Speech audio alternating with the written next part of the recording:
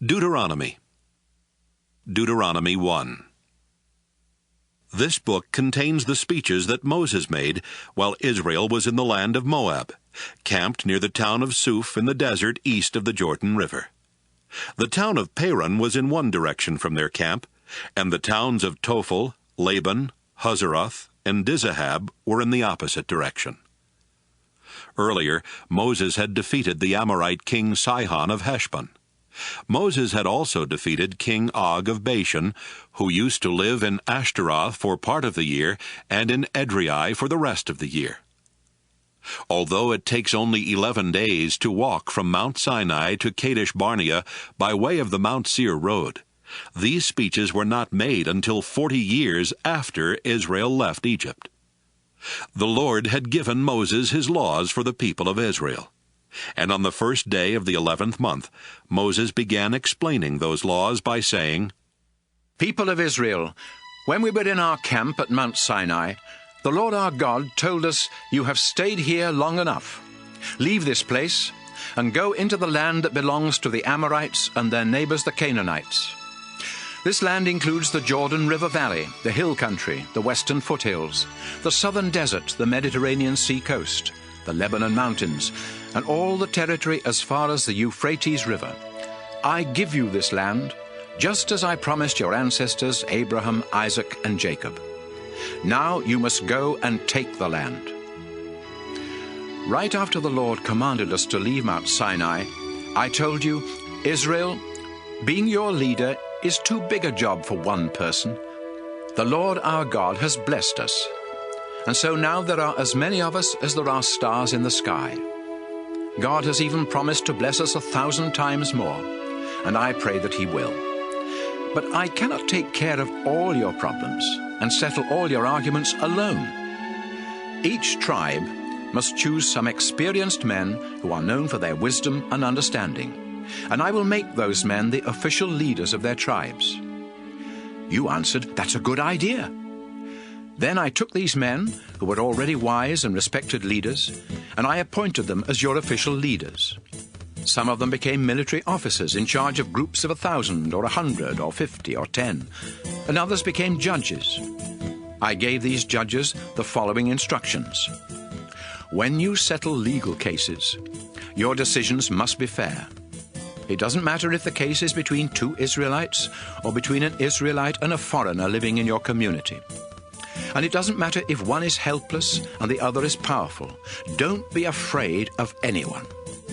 No matter who shows up in your court, God will help you make a fair decision.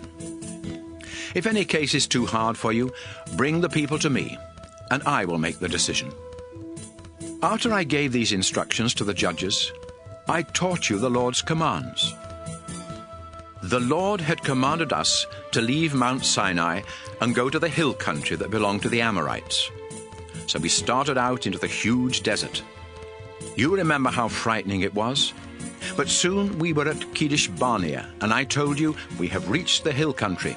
It belongs to the Amorites now, but the Lord our God is giving it to us. He is the same God our ancestors worshipped, and He has told us to go in and take this land, so don't hesitate and be afraid. Then all of you came to me and said, Before we go into the land, let's send some men to explore it. When they come back, they can tell us about the towns we will find and what roads we should take to get there. It seemed like a good idea, so I chose 12 men, one from each tribe. They explored the hill country as far as Bunch Valley, and even brought back some of the fruit. They said, The Lord our God is giving us good land. You did not want to go into the land, and you refused to obey the Lord your God. You stayed in your tents and grumbled. The Lord must hate us.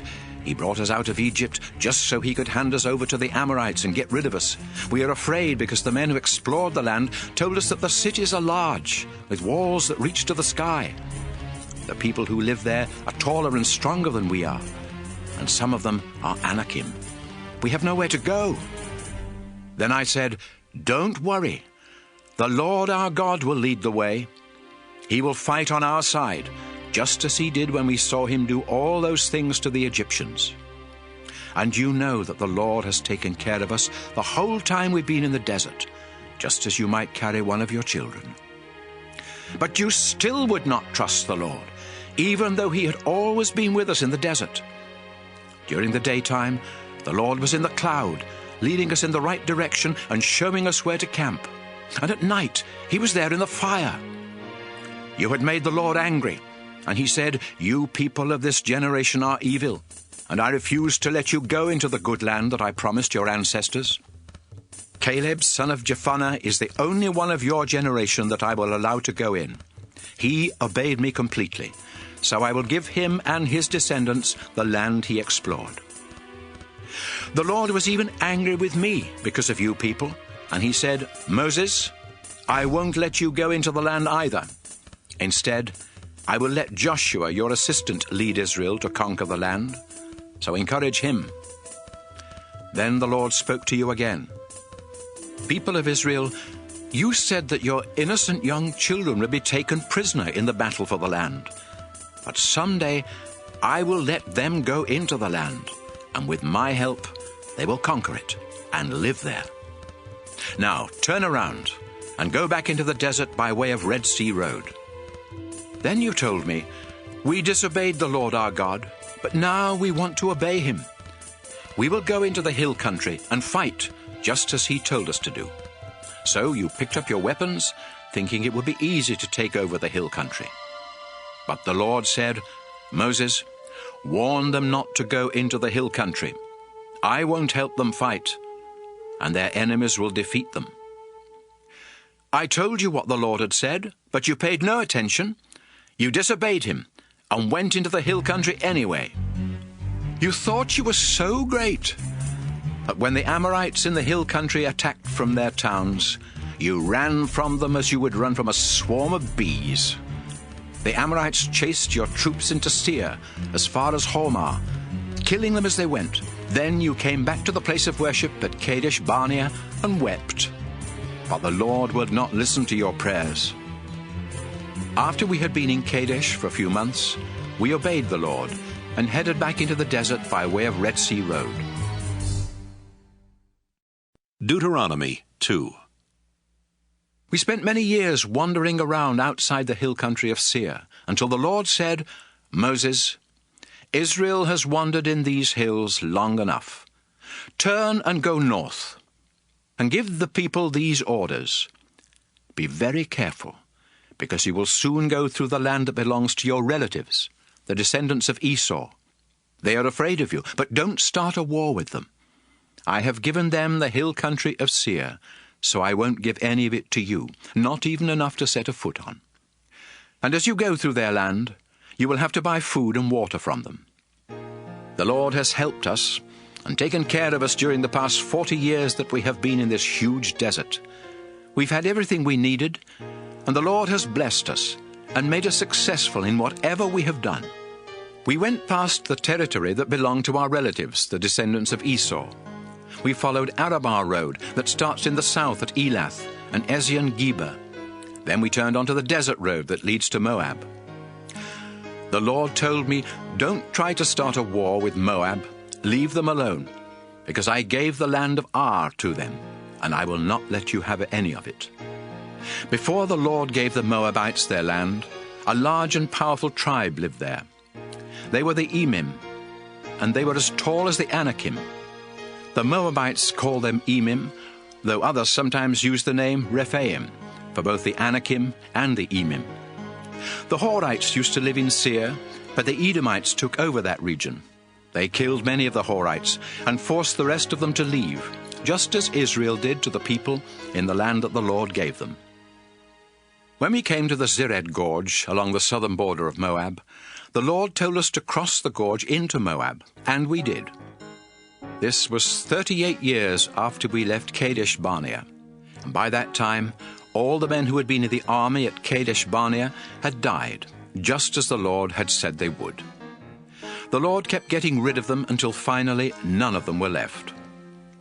Then the Lord told me, "Moses, now go past the town of Ar and cross Moab's northern border into Ammon.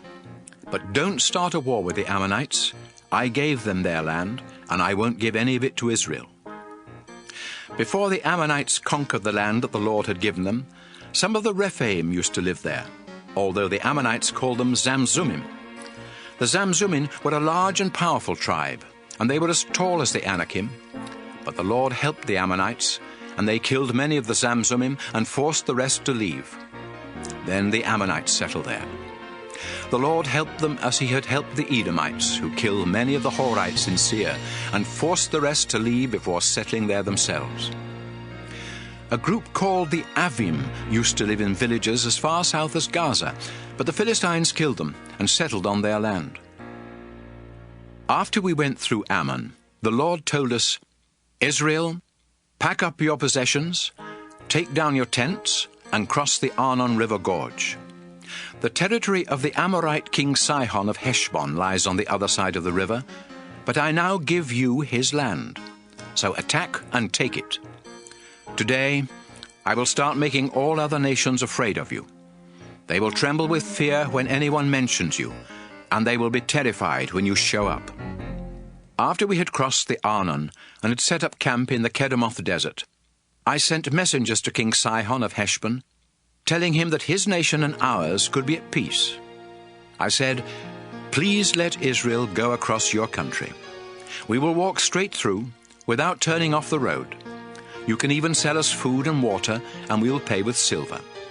We need to reach the Jordan River and cross it, because the Lord our God is giving us the land on the west side. The Edomites and Moabites have already let us cross their land.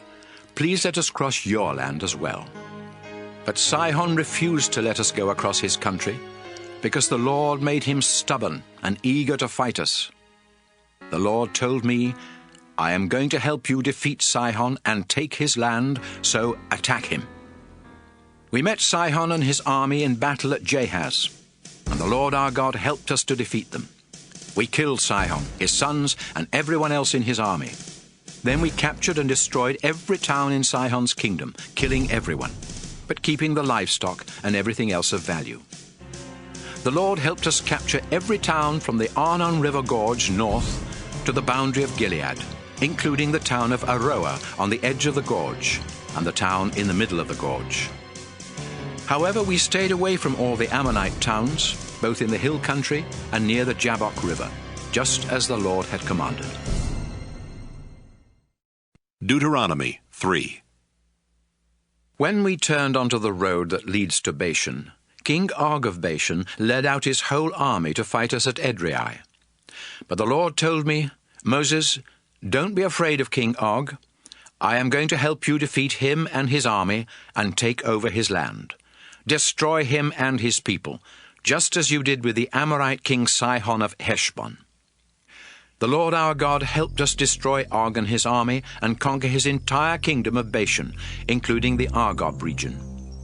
His kingdom had lots of villages and 60 towns with high walls and gates that locked with bars. We completely destroyed them all, killing everyone, but keeping the livestock and everything else of value. Sihon and Og had ruled Amorite kingdoms east of the Jordan River. Their land stretched from the Arnon River Gorge in the south to Mount Hermon in the north, and we captured it all. Mount Hermon is called Mount Sirion by the people of Sidon, and it is called Mount Sinir by the Amorites. We captured all the towns in the highlands, all of Gilead, and all of Bashan as far as Salakah and Edrei, 2 of the towns that Og had ruled. King Og was the last of the Rephaim, and his coffin is in the town of Rabbah in Ammon. It is made of hard black rock, and is 13.5 feet long and 6 feet wide. I gave some of the land and towns we captured to the tribes of Reuben and Gad. Their share started at the Arnon River Gorge in the south, took in the town of Aroah at the edge of the gorge, and went far enough north to include the southern half of the Gilead region. The northern part of their land went as far east as the upper Jabbok River Gorge, which formed their border with the Ammonites. I also gave them the eastern side of the Jordan River Valley, from Lake Galilee south to the Dead Sea, below the slopes of Mount Pisgah. I gave the northern half of Gilead and all the Bashan region to half the tribe of Manasseh. Bashan had belonged to King Og, and the Argob region in Bashan used to be called the land of the Rephaim. Jair from Manasseh tribe conquered the Argob region as far west as the kingdoms of Geshur and Maacah. The Israelites even started calling Bashan by the name Villages of Jair, and that is still its name. I gave the northern half of Gilead to the Maacah clan. At that time I told the men of Reuben, Gad, and East Manasseh, "The Lord our God told me to give you this land with its towns, and that's what I've done. Now your wives and children can stay here with your large flocks of sheep and goats and your large herds of cattle. But all of you men that can serve in our army must cross the Jordan River and help the other tribes, because they are your relatives. The Lord will let them defeat the enemy nations on the west side of the Jordan and take their land. Afterwards, you can come back here to the land I gave you."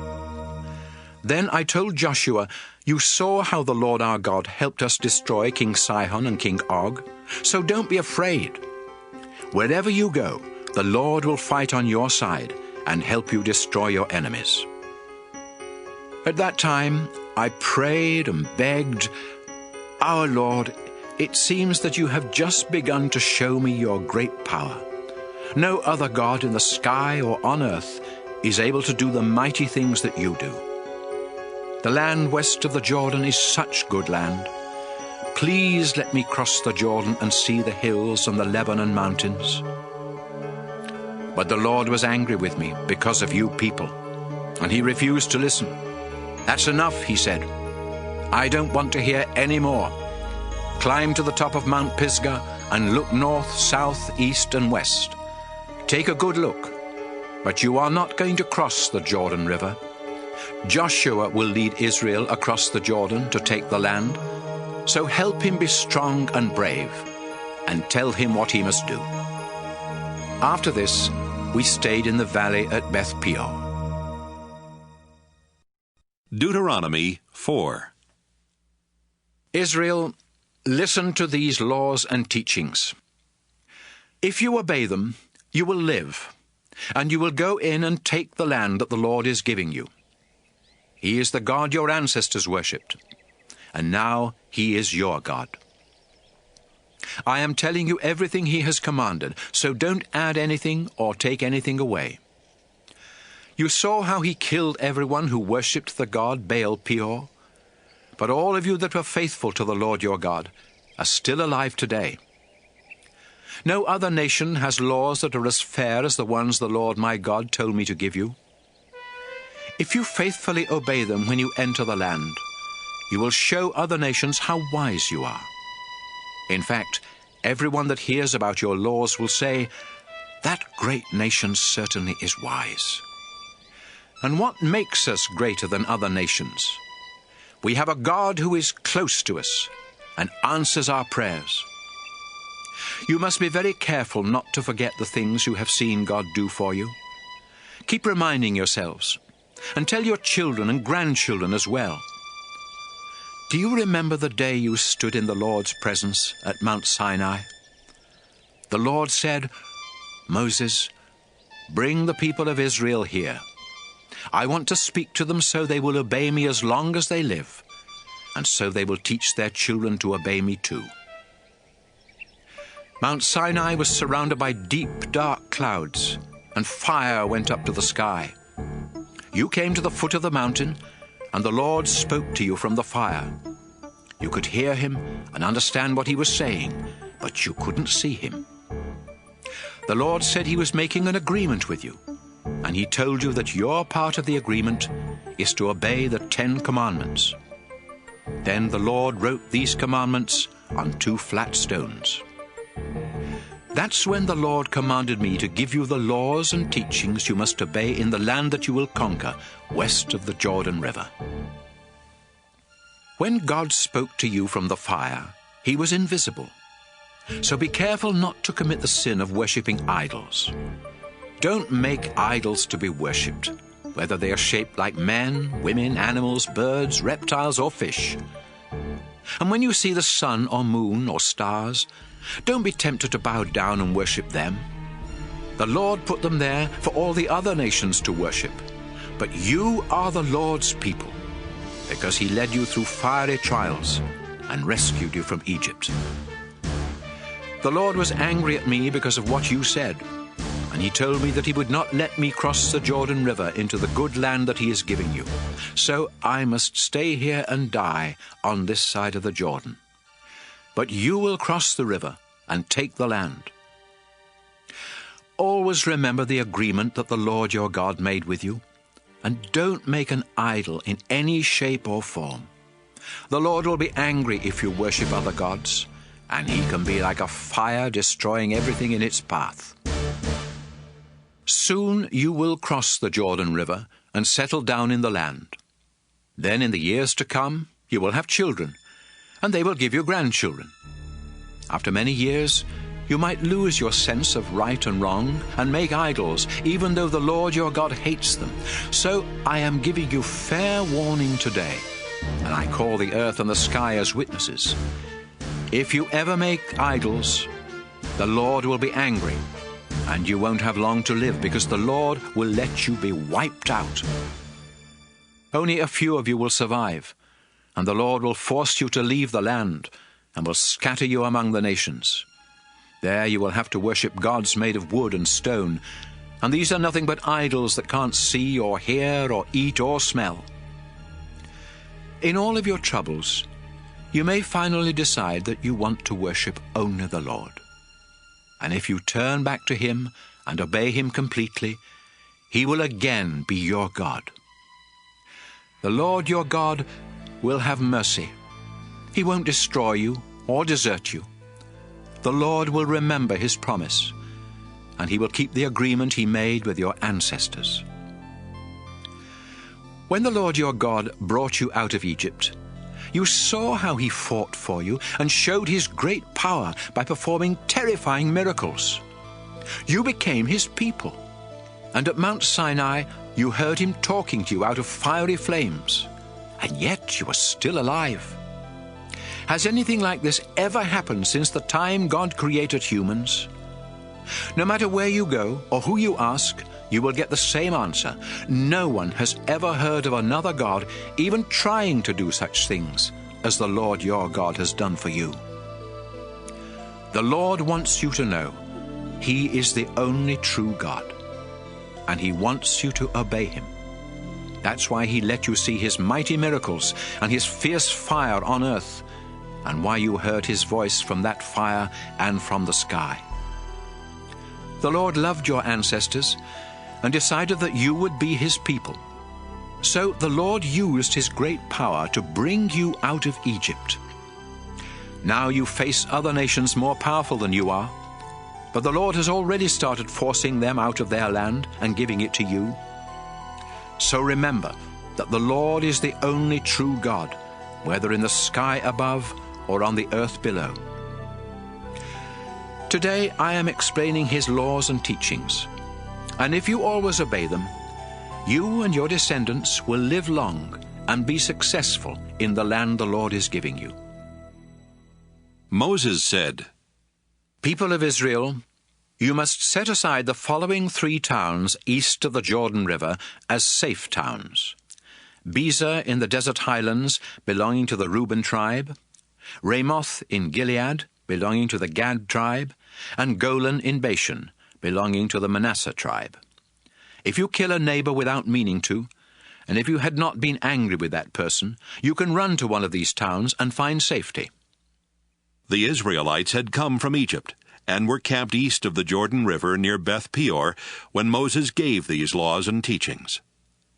The land around their camp had once belonged to King Sihon of Heshbon. But Moses and the Israelites defeated him and King Og of Bashan and took their lands. These 2 Amorite kings had ruled the territory east of the Jordan River, from the town of Aroer on the edge of the Arnon River Gorge, north to Mount Hermon. Their land included the eastern side of the Jordan River Valley, as far south as the Dead Sea, below the slopes of Mount Pisgah. Deuteronomy 5. Moses called together the people of Israel and said, Today I am telling you the laws and teachings that you must follow, So listen carefully. The Lord our God made an agreement with our nation at Mount Sinai. That agreement wasn't only with our ancestors, but with us who are here today. The Lord himself spoke to you out of the fire, but you were afraid of the fire and refused to go up the mountain. So I spoke with the Lord for you. Then I told you that he had said, I am the Lord your God, the one who brought you out of Egypt where you were slaves. Do not worship any god except me. Do not make idols that look like anything in the sky or on earth or in the ocean under the earth. Don't bow down and worship idols. I am the Lord your God, and I demand all your love. If you reject me and worship idols, I will punish your families for 3 or 4 generations. But if you love me and obey my laws, I will be kind to your families for thousands of generations. Do not misuse my name. I am the Lord your God, and I will punish anyone who misuses my name. Show respect for the Sabbath day. It belongs to me. You have 6 days when you can do your work, but the 7th day of the week belongs to me, your God. No one is to work on that day, not you, your children, your oxen, or donkeys, or any other animal, not even those foreigners who live in your towns. And don't make your slaves do any work. This special day of rest will remind you that I reached out my mighty arm and rescued you from slavery in Egypt. Respect your father and mother, and you will live a long and successful life in the land I am giving you. Do not murder. Be faithful in marriage. Do not steal. Do not tell lies about others. Do not want anything that belongs to someone else. Don't want anyone's wife or husband, house, land, slaves, oxen, donkeys, or anything else. When we were gathered on the mountain, the Lord spoke to us in a loud voice from the dark fiery cloud. The Lord gave us these commands, and only these. Then he wrote them on 2 flat stones and gave them to me. Moses said to Israel, When fire blazed from the mountain, and you heard the voice coming from the darkness, your tribal leaders came to me and said, Today the Lord our God has shown us how powerful and glorious he is. He spoke to us from the fire, and we learned that people can live even though God speaks to them. But we don't want to take a chance on being killed by that terrible fire, and if we keep on hearing the Lord's voice, we will die. Has anyone else ever heard the only true God speaking from fire as we have? And even if they have, would they live to tell about it? Moses, go up close and listen to the Lord. Then come back and tell us, and we will do everything he says. The Lord heard you and said, Moses, I heard what the people said to you, and I approve. I wish they would always worship me with fear and trembling, and be this willing to obey me. Then they and their children would always enjoy a successful life. Now tell them to return to their tents. But you come back here to me. After I tell you my laws and teachings, you will repeat them to the people, so they can obey these laws in the land I am giving them. Israel, you must carefully obey the Lord's commands. Follow them because they make a path that will lead to a long, successful life in the land the Lord your God is giving you. Deuteronomy 6. The Lord told me to give you these laws and teachings so you can obey them in the land he is giving you. Soon you will cross the Jordan River and take that land.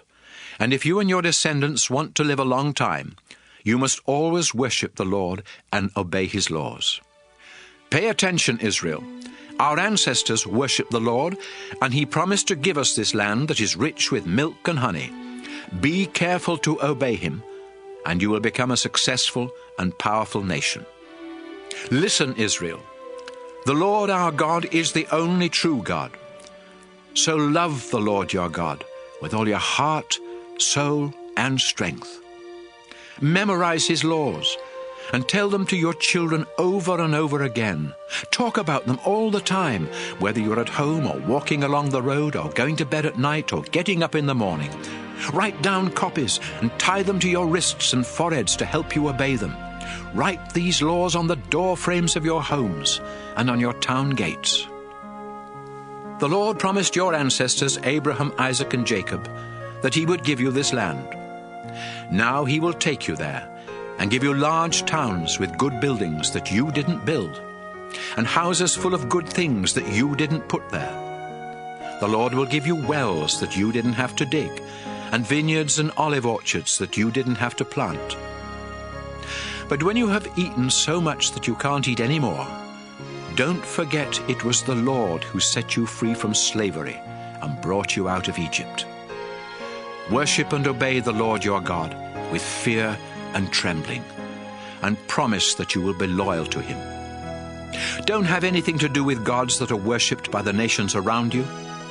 If you worship other gods, the Lord will be furious and wipe you off the face of the earth.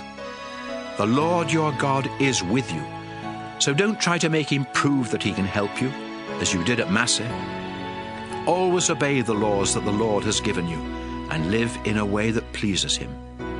Then you will be able to go in and take this good land from your enemies, just as he promised your ancestors. Someday your children will ask, "Why did the Lord give us these laws and teachings?" Then you will answer, "We were slaves of the king of Egypt, but the Lord used his great power and set us free. We saw him perform miracles and make horrible things happen to the king, his officials, and everyone else. The Lord rescued us from Egypt so he could bring us into this land, as he had promised our ancestors. That's why the Lord our God demands that we obey his laws and worship him with fear and trembling. And if we do, he will protect us and help us be successful." Deuteronomy 7. People of Israel, the Lord your God will help you take the land of the Hittites, the Girgashites, the Amorites, the Canaanites, the Perizzites, the Hivites, and the Jebusites. These 7 nations have more people and are stronger than Israel, but when you attack them, the Lord will force them out of the land. Then you must destroy them without mercy. Don't make any peace treaties with them, and don't let your sons and daughters marry any of them. If you do, those people will lead your descendants to worship other gods and to turn their backs on the Lord. That will make him very angry, and he will quickly destroy Israel. So when you conquer these nations, tear down the altars where they worship their gods, break up their sacred stones, cut down the poles that they use in worshipping the goddess Asherah, and throw their idols in the fire. Israel, you are the chosen people of the Lord your God. There are many nations on this earth, but he chose only Israel to be his very own. You were the weakest of all nations, but the Lord chose you because he loves you, and because he had made a promise to your ancestors. Then with his mighty arm, he rescued you from the king of Egypt, who had made you his slaves. You know that the Lord your God is the only true God. So love him and obey his commands, and he will faithfully keep his agreement with you and your descendants for 1,000 generations. But if you turn against the Lord, he will quickly destroy you. So be sure to obey his laws and teachings I am giving you today. If you completely obey these laws, the Lord your God will be loyal and keep the agreement he made with you, just as he promised our ancestors. The Lord will love you and bless you by giving you many children and plenty of food, wine, and olive oil. Your herds of cattle will have many calves, and your flocks of sheep will have many lambs. God will bless you more than any other nation. Your families will grow, and your livestock increase. You will no longer suffer with the same horrible diseases that you sometimes had in Egypt. You will be healthy, but the Lord will make your enemies suffer from those diseases. When the Lord helps you defeat your enemies, you must destroy them without pity, and don't get trapped into worshipping their gods. You may be thinking, how can we destroy these nations? They are more powerful than we are. But stop worrying. Just remember what the Lord your God did to Egypt and its king. You saw how the Lord used his tremendous power to work great miracles and bring you out of Egypt. And he will again work miracles for you when you face these enemies you fear so much. Some of them may try to survive by hiding from you, but the Lord will make them panic, and soon they will be dead. So don't be frightened when you meet them in battle. The Lord your God is great and fearsome, and he will fight at your side.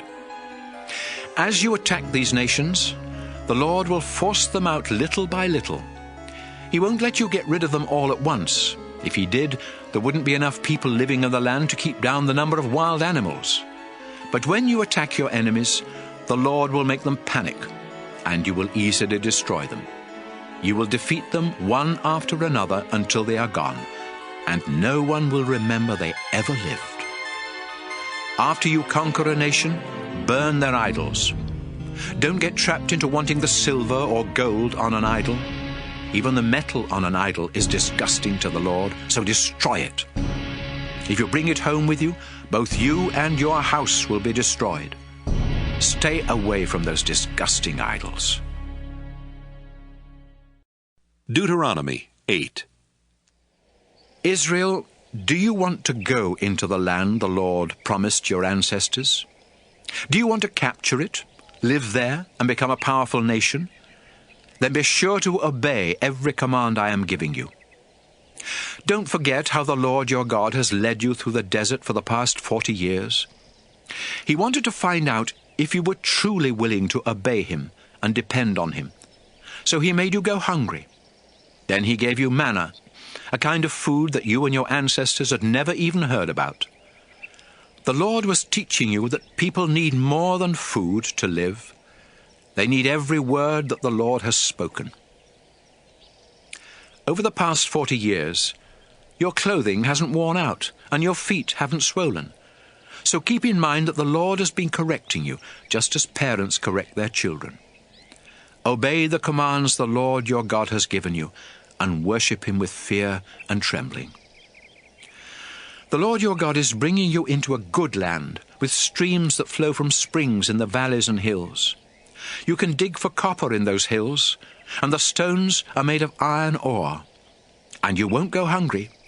Wheat and barley fields are everywhere, and so are vineyards and orchards full of fig, pomegranate and olive trees, and there is plenty of honey. After you eat and are full, give praise to the Lord your God for the good land he gave you. Make sure that you never forget the Lord or disobey his laws and teachings that I am giving you today.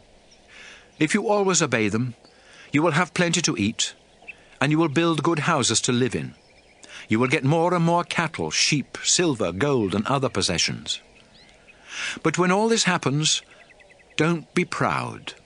Don't forget that you were once slaves in Egypt, and that it was the Lord who set you free.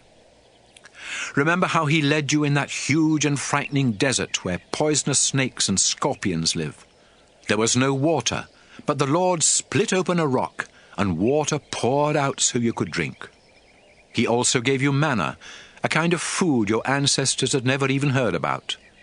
The Lord was testing you to make you trust him, so that later on he could be good to you. When you become successful, don't say, "I'm rich, and I've earned it all myself." Instead, remember that the Lord your God gives you the strength to make a living. That's how he keeps the promise he made to your ancestors. But I'm warning you, if you forget the Lord your God and worship other gods, the Lord will destroy you, just as he destroyed the nations you fought. Deuteronomy 9. Israel, listen to me. You will soon cross the Jordan River and go into the land to force out the nations that live there. They are more powerful than you are, and the walls around their cities reach to the sky. Some of these nations are descendants of the Anakim. You know how tall and strong they are, and you've heard that no one can defeat them in battle. But the Lord your God has promised to go ahead of you, like a raging fire burning everything in its path. So when you attack your enemies, it will be easy for you to destroy them and take their land. After the Lord helps you wipe out these nations and conquer their land, don't think he did it because you are such good people. You aren't good. You are stubborn. No, the Lord is going to help you because the nations that live there are evil, and because he wants to keep the promise he made to your ancestors Abraham, Isaac, and Jacob. Don't ever forget how you kept rebelling and making the Lord angry the whole time you were in the desert. You rebelled from the day you left Egypt until the day you arrived here. At Mount Sinai, you made the Lord so angry that he was going to destroy you. It happened during those 40 days and nights that I was on the mountain, without anything to eat or drink. He had told me to come up there, so he could give me the agreement he made with us. And this agreement was actually the same 10 commandments he had announced to you when he spoke from the fire on the mountain. The Lord had written them on 2 flat stones with his own hand. But after giving me the 2 stones, he said, "Moses, hurry down the mountain to those people you led out of Egypt. They have already disobeyed me and committed the terrible sin of making an idol. I've been watching the Israelites, and I've seen how stubborn and rebellious they are. So don't try to stop me. I am going to wipe them out, and no one on earth will remember they ever lived. Then I will let your descendants become an even bigger and more powerful nation than Israel." Fire was raging on the mountaintop as I went back down, carrying the 2 stones with the commandments on them. I saw how quickly you had sinned and disobeyed the Lord your God. There you were, worshipping the metal idol you had made in the shape of a calf. So I threw down the 2 stones and smashed them before your very eyes. I bowed down at the place of worship and prayed to the Lord without eating or drinking for 40 days and nights. You had committed a terrible sin by making that idol, and the Lord hated what you had done. He was angry enough to destroy all of you, and Aaron as well. So I prayed for you and Aaron as I had done before, and this time the Lord answered my prayers. It was a sin for you to make that idol, so I threw it into the fire to melt it down. Then I took the lump of gold, ground it into powder, and threw the powder into the stream flowing down the mountain. You also made the Lord angry when you were staying at Taberah, at Massa, and at Kibroth-Hattaavah. Then at Kadesh Barnea the Lord said, "I am giving you the land, so go ahead and take it." But since you didn't trust the Lord, you rebelled and disobeyed his command. In fact, you've rebelled against the Lord for as long as he has known you. After you had made the idol in the shape of a calf, the Lord said he was going to destroy you. So I bowed down in front of the sacred tent for 40 days and nights, and I prayed, "Our Lord, please don't wipe out your people." You used your great power to rescue them from Egypt and to make them your very own. Israel's ancestors, Abraham, Isaac, and Jacob, obeyed you faithfully. Think about them and not about Israel's stubbornness, evil, and sin. If you destroy your people, the Egyptians will say, "The Lord promised to give Israel land, but he wasn't powerful enough to keep his promise.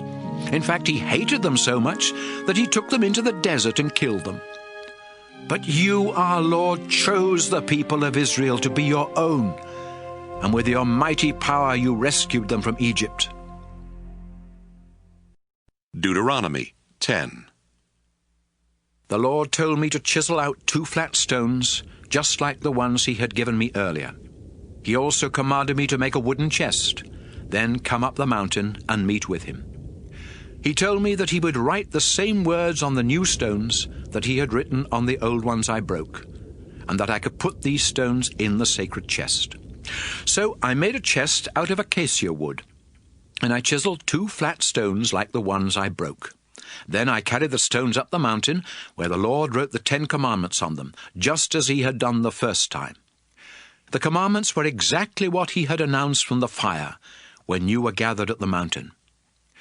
After the Lord returned the stones to me, I took them down the mountainside and put them in the chest just as he had commanded, and they are still there.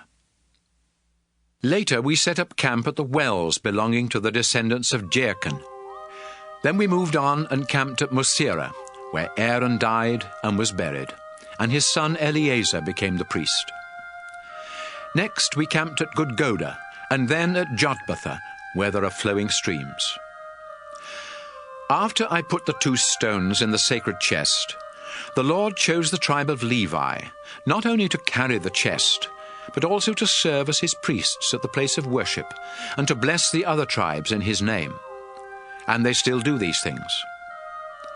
The Lord promised that he would always provide for the tribe of Levi, and that's why he won't give them any land when he divides it among the other tribes. When I had taken the second set of stones up the mountain, I spent 40 days and nights there, just as I had done before. Once again, the Lord answered my prayer and did not destroy you. Instead, he told me, "Moses, get ready to lead the people into the land that I promised their ancestors." People of Israel, what does the Lord your God want from you? The Lord wants you to respect and follow him, to love and serve him with all your heart and soul, and to obey his laws and teachings that I am giving you today. Do this, and all will go well for you. Everything belongs to the Lord your God, not only the earth and everything on it, but also the sky and the highest heavens. Yet the Lord loved your ancestors and wanted them to belong to him. So he chose them and their descendants rather than any other nation, and today you are still his people. Remember your agreement with the Lord, and stop being so stubborn. The Lord your God is more powerful than all other gods and lords, and his tremendous power is to be feared. His decisions are always fair, and you cannot bribe him to change his mind. The Lord defends the rights of orphans and widows. He cares for foreigners and gives them food and clothing, and you should also care for them, because you were foreigners in Egypt. Respect the Lord your God, serve only him, and make promises in his name alone. Offer your praises to him, because you have seen him work such terrifying miracles for you. When your ancestors went to live in Egypt, there were only 70 of them. But the Lord has blessed you, and now there are more of you than there are stars in the sky. Deuteronomy 11. The Lord is your God, so you must always love him and obey his laws and teachings. Remember, he corrected you and not your children. You are the ones who saw the Lord use his great power when he worked miracles in Egypt, making terrible things happen to the king and all his people. And when the Egyptian army chased you in their chariots, you saw the Lord drown them and their horses in the Red Sea. Egypt still suffers from that defeat. You saw what the Lord did for you while you were in the desert, right up to the time you arrived here. And you saw how the Lord made the ground open up in the middle of our camp, underneath the tents of Dathan and Abiram, who were swallowed up along with their families, their animals, and their tents. With your own eyes you saw the Lord's mighty power do all these things. Soon you will cross the Jordan River, and if you obey the laws and teachings I am giving you today, you will be strong enough to conquer the land that the Lord promised your ancestors and their descendants. It's rich with milk and honey, and you will live there and enjoy it for a long time. It's better land than you had in Egypt, where you had to struggle just to water your crops. But the hills and valleys in the promised land are watered by rain from heaven, because the Lord your God keeps his eye on this land and takes care of it all year long. The Lord your God commands you to love him and to serve him with all your heart and soul. If you obey him, he will send rain at the right seasons, so you will have more than enough food, wine, and olive oil, and there will be plenty of grass for your cattle. But watch out! You will be tempted to turn your backs on the Lord, and if you worship other gods, the Lord will become angry and keep the rain from falling. Nothing will grow in your fields, and you will die and disappear from the good land that the Lord is giving you. Memorize these laws and think about them. Write down copies and tie them to your wrists and your foreheads to help you obey them. Teach them to your children. Talk about them all the time, whether you are at home or walking along the road or going to bed at night or getting up in the morning. Write them on the door frames of your homes and on your town gates. Then you and your descendants will live a long time in the land that the Lord promised your ancestors. Your families will live there as long as the sky is above the earth. Love the Lord your God and obey all the laws and teachings that I'm giving you today. If you live the way the Lord wants, He will help you take the land. And even though the nations there are more powerful than you, the Lord will force them to leave when you attack. You will capture the land everywhere you go, from the southern desert to the Lebanon mountains, and from the Euphrates River west to the Mediterranean Sea. No one will be able to stand up to you. The Lord will make everyone terrified of you, just as He promised. You have a choice. Do you want the Lord to bless you, or do you want Him to put a curse on you? Today I am giving you His laws, and if you obey Him, He will bless you. But if you disobey Him and worship those gods that have never done anything for you, the Lord will put a curse on you. After the Lord your God helps you take the land, you must have a ceremony where you announce His blessings from Mount Gerizim and His curses from Mount Ebal. You know that these two mountains are west of the Jordan River, in land now controlled by the Canaanites living in the Jordan River Valley.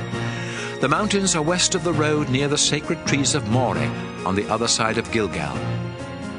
Soon you will cross the Jordan River to conquer the land that the Lord your God is giving you. And when you have settled there, be careful to obey His laws and teachings that I am giving you today. Deuteronomy 12. Now I'll tell you the laws and teachings that you have to obey as long as you live. Your ancestors worshipped the Lord, and He is giving you this land. But the nations that live there worship other gods. So after you capture the land, you must completely destroy their places of worship, on mountains and hills or in the shade of large trees. Wherever these nations worship their gods, you must tear down their altars, break their sacred stones, burn the sacred poles used in worshipping the goddess Asherah, and smash their idols to pieces. Destroy these places of worship so completely that no one will remember they were ever there. Don't worship the Lord your God in the way those nations worship their gods. Soon you will cross the Jordan, and the Lord will help you conquer your enemies and let you live in peace there in the land He has given you. But after you are settled, life will be different. You must not offer sacrifices just anywhere you want to. Instead, the Lord will choose a place somewhere in Israel where you must go to worship Him. All of your sacrifices and offerings must be taken there, including sacrifices to please the Lord, and any gift you promise or voluntarily give Him. That's where you must also take 1/10 of your grain, wine, and olive oil, as well as the firstborn of your cattle, sheep, and goats.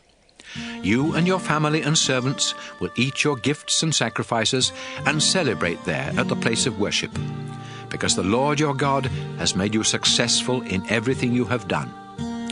And since Levites will not have any land of their own, you must ask some of them to come along and celebrate with you. Sometimes you may want to kill an animal for food and not as a sacrifice. If the Lord has blessed you and given you enough cows or sheep or goats, then you can butcher one of them where you live. You can eat it just like the meat from a deer or gazelle that you kill when you go hunting. And even those people who are unclean and unfit for worship can have some of the meat. But you must not eat the blood of any animal. Let the blood drain out on the ground. The Lord has promised that later on He will give Israel more land, and some of you may not be able to travel all the way from your homes to the place of worship each time you are hungry for meat, but the Lord will give you cattle, sheep, and goats, and you can butcher any of those animals at home and eat as much as you want. It is the same as eating the meat from a deer or a gazelle that you kill when you go hunting. And in this way, anyone who is unclean and unfit for worship can have some of the meat. But don't eat the blood.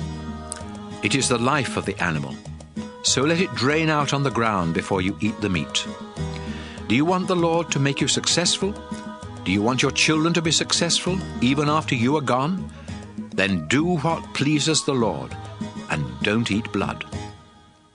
All sacrifices and offerings to the Lord must be taken to the place where he chooses to be worshipped.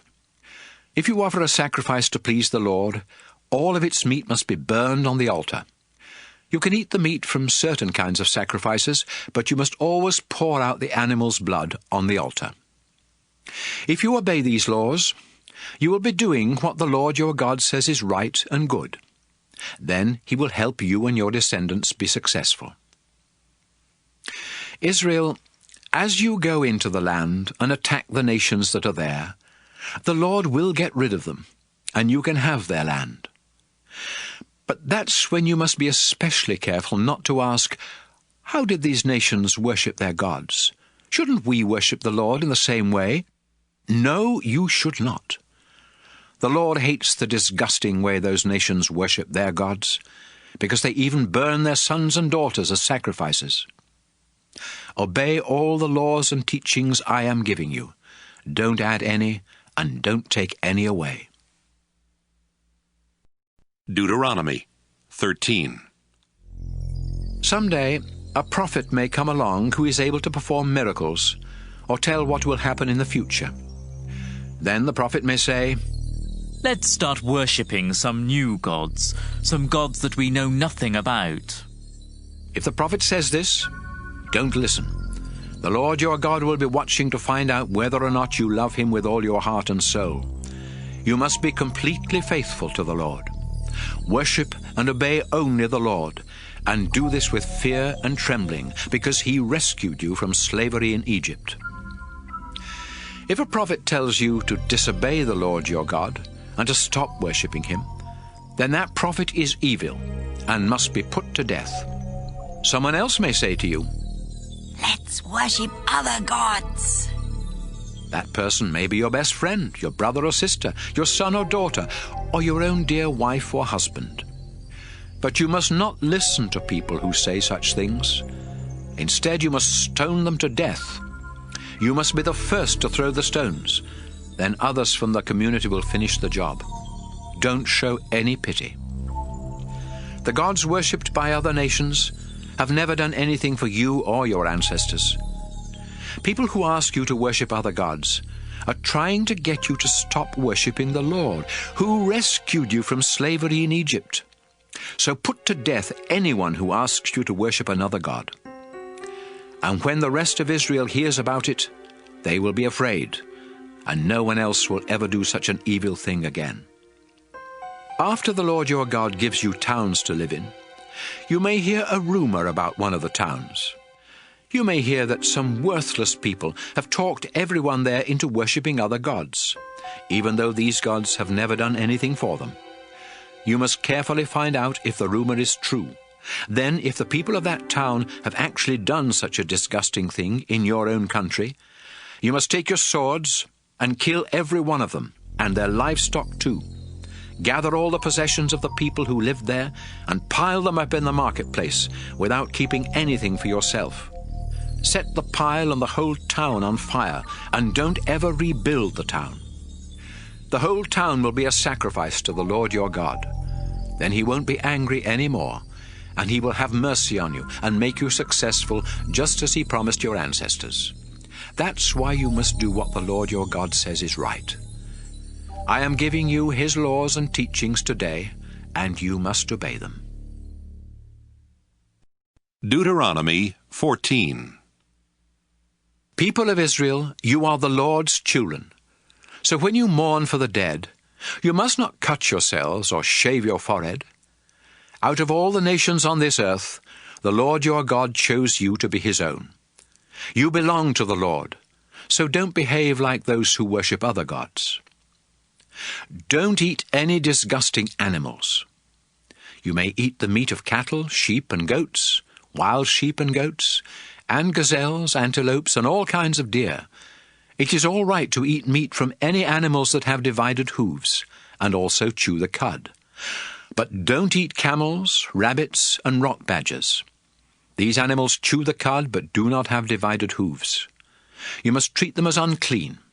And don't eat pork, since pigs have divided hooves, but they do not chew their cud. Don't even touch a dead pig. You can eat any fish that has fins and scales, but there are other creatures that live in the water, and if they do not have fins and scales, you must not eat them. Treat them as unclean. You can eat any clean bird, but don't eat the meat of any of the following birds: eagles, vultures, falcons, kites, ravens, ostriches, owls, seagulls, hawks, pelicans, ospreys, cormorants, storks, herons, and hoopoes. You must not eat bats. Swarming insects are unclean, so don't eat them. However, you are allowed to eat certain kinds of winged insects. You belong to the Lord your God, so if you happen to find a dead animal, don't eat its meat. You may give it to foreigners who live in your town, or sell it to foreigners who are visiting your town. Don't boil a young goat in its mother's milk. People of Israel, every year you must set aside 10% of your grain harvest. Also set aside 10% of your wine and olive oil, and the firstborn of every cow, sheep, and goat. Take these to the place where the Lord chooses to be worshipped, and eat them there. This will teach you to always respect the Lord your God. But suppose you can't carry that 10% of your harvest to the place where the Lord chooses to be worshipped. If you live too far away, or if the Lord gives you a big harvest, then sell this part and take the money there instead. When you and your family arrive, spend the money on food for a big celebration. Buy cattle, sheep, goats, wine, beer, and if there are any other kinds of food that you want, buy those too. And since people of the Levi tribe won't own any land for growing crops, remember to ask the Levites to celebrate with you. Every third year, instead of using the 10% of your harvest for a big celebration, bring it into town and put it in a community storehouse. The Levites have no land of their own, so you must give them food from the storehouse.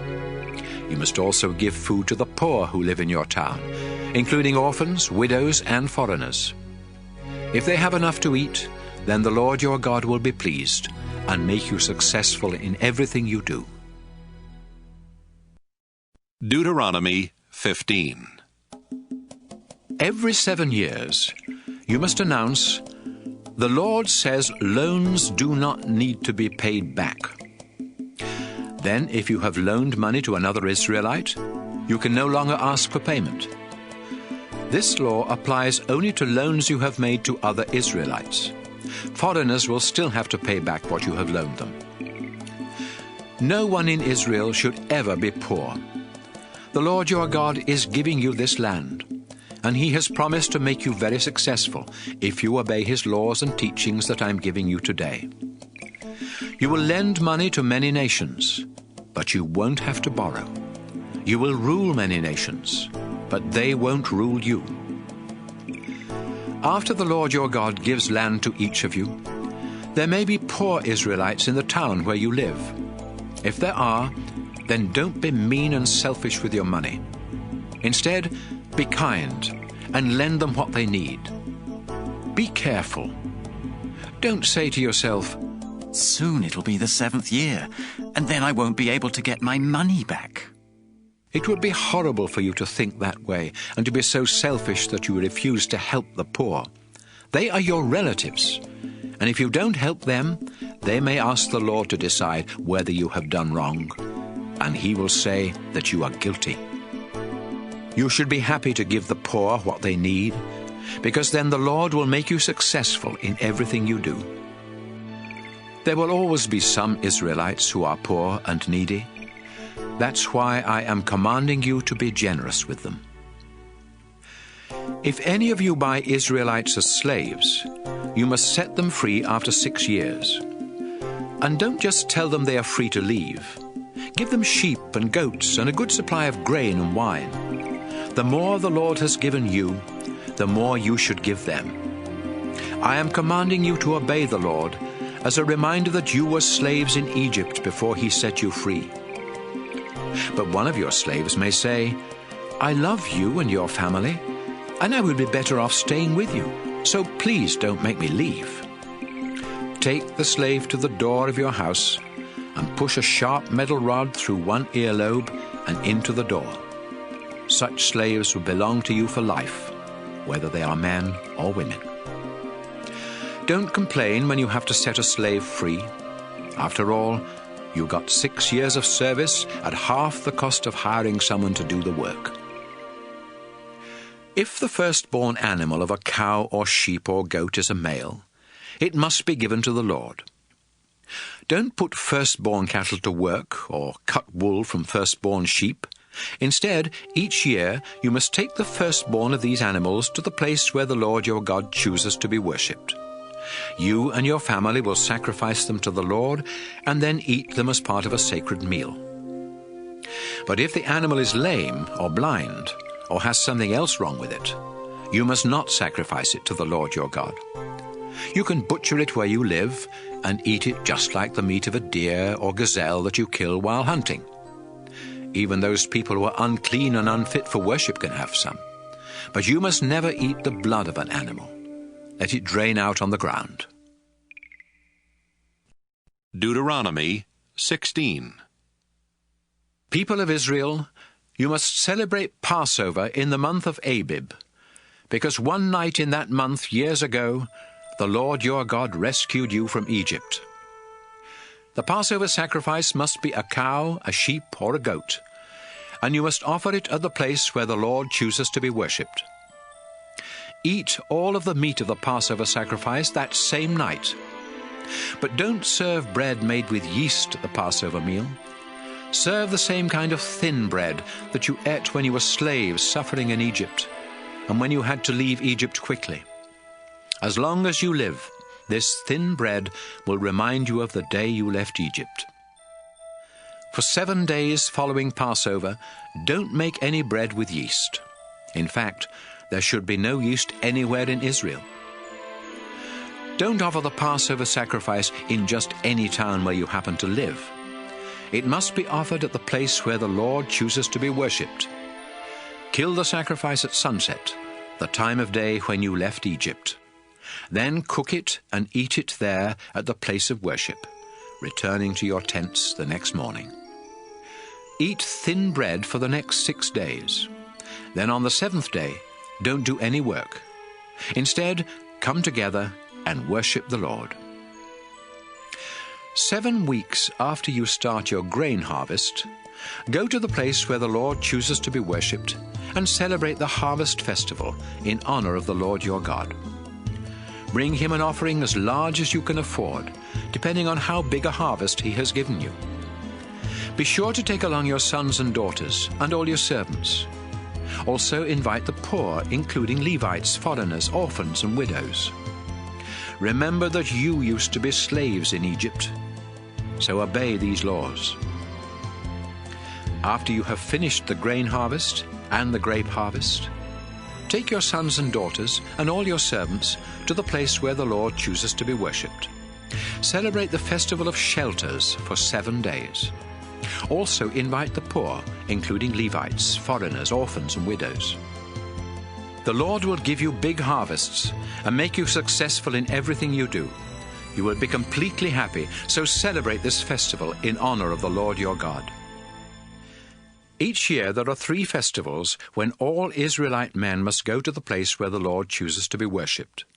These are the festival of thin bread, the harvest festival, and the festival of shelters. And don't forget to take along a gift for the Lord. The bigger the harvest the Lord gives you, the bigger your gift should be. After you are settled in the towns that you will receive from the Lord your God, the people in each town must appoint judges and other officers. Those of you that become judges must be completely fair when you make legal decisions, even if someone important is involved. Don't take bribes to give unfair decisions. Bribes keep people who are wise from seeing the truth and turn honest people into liars.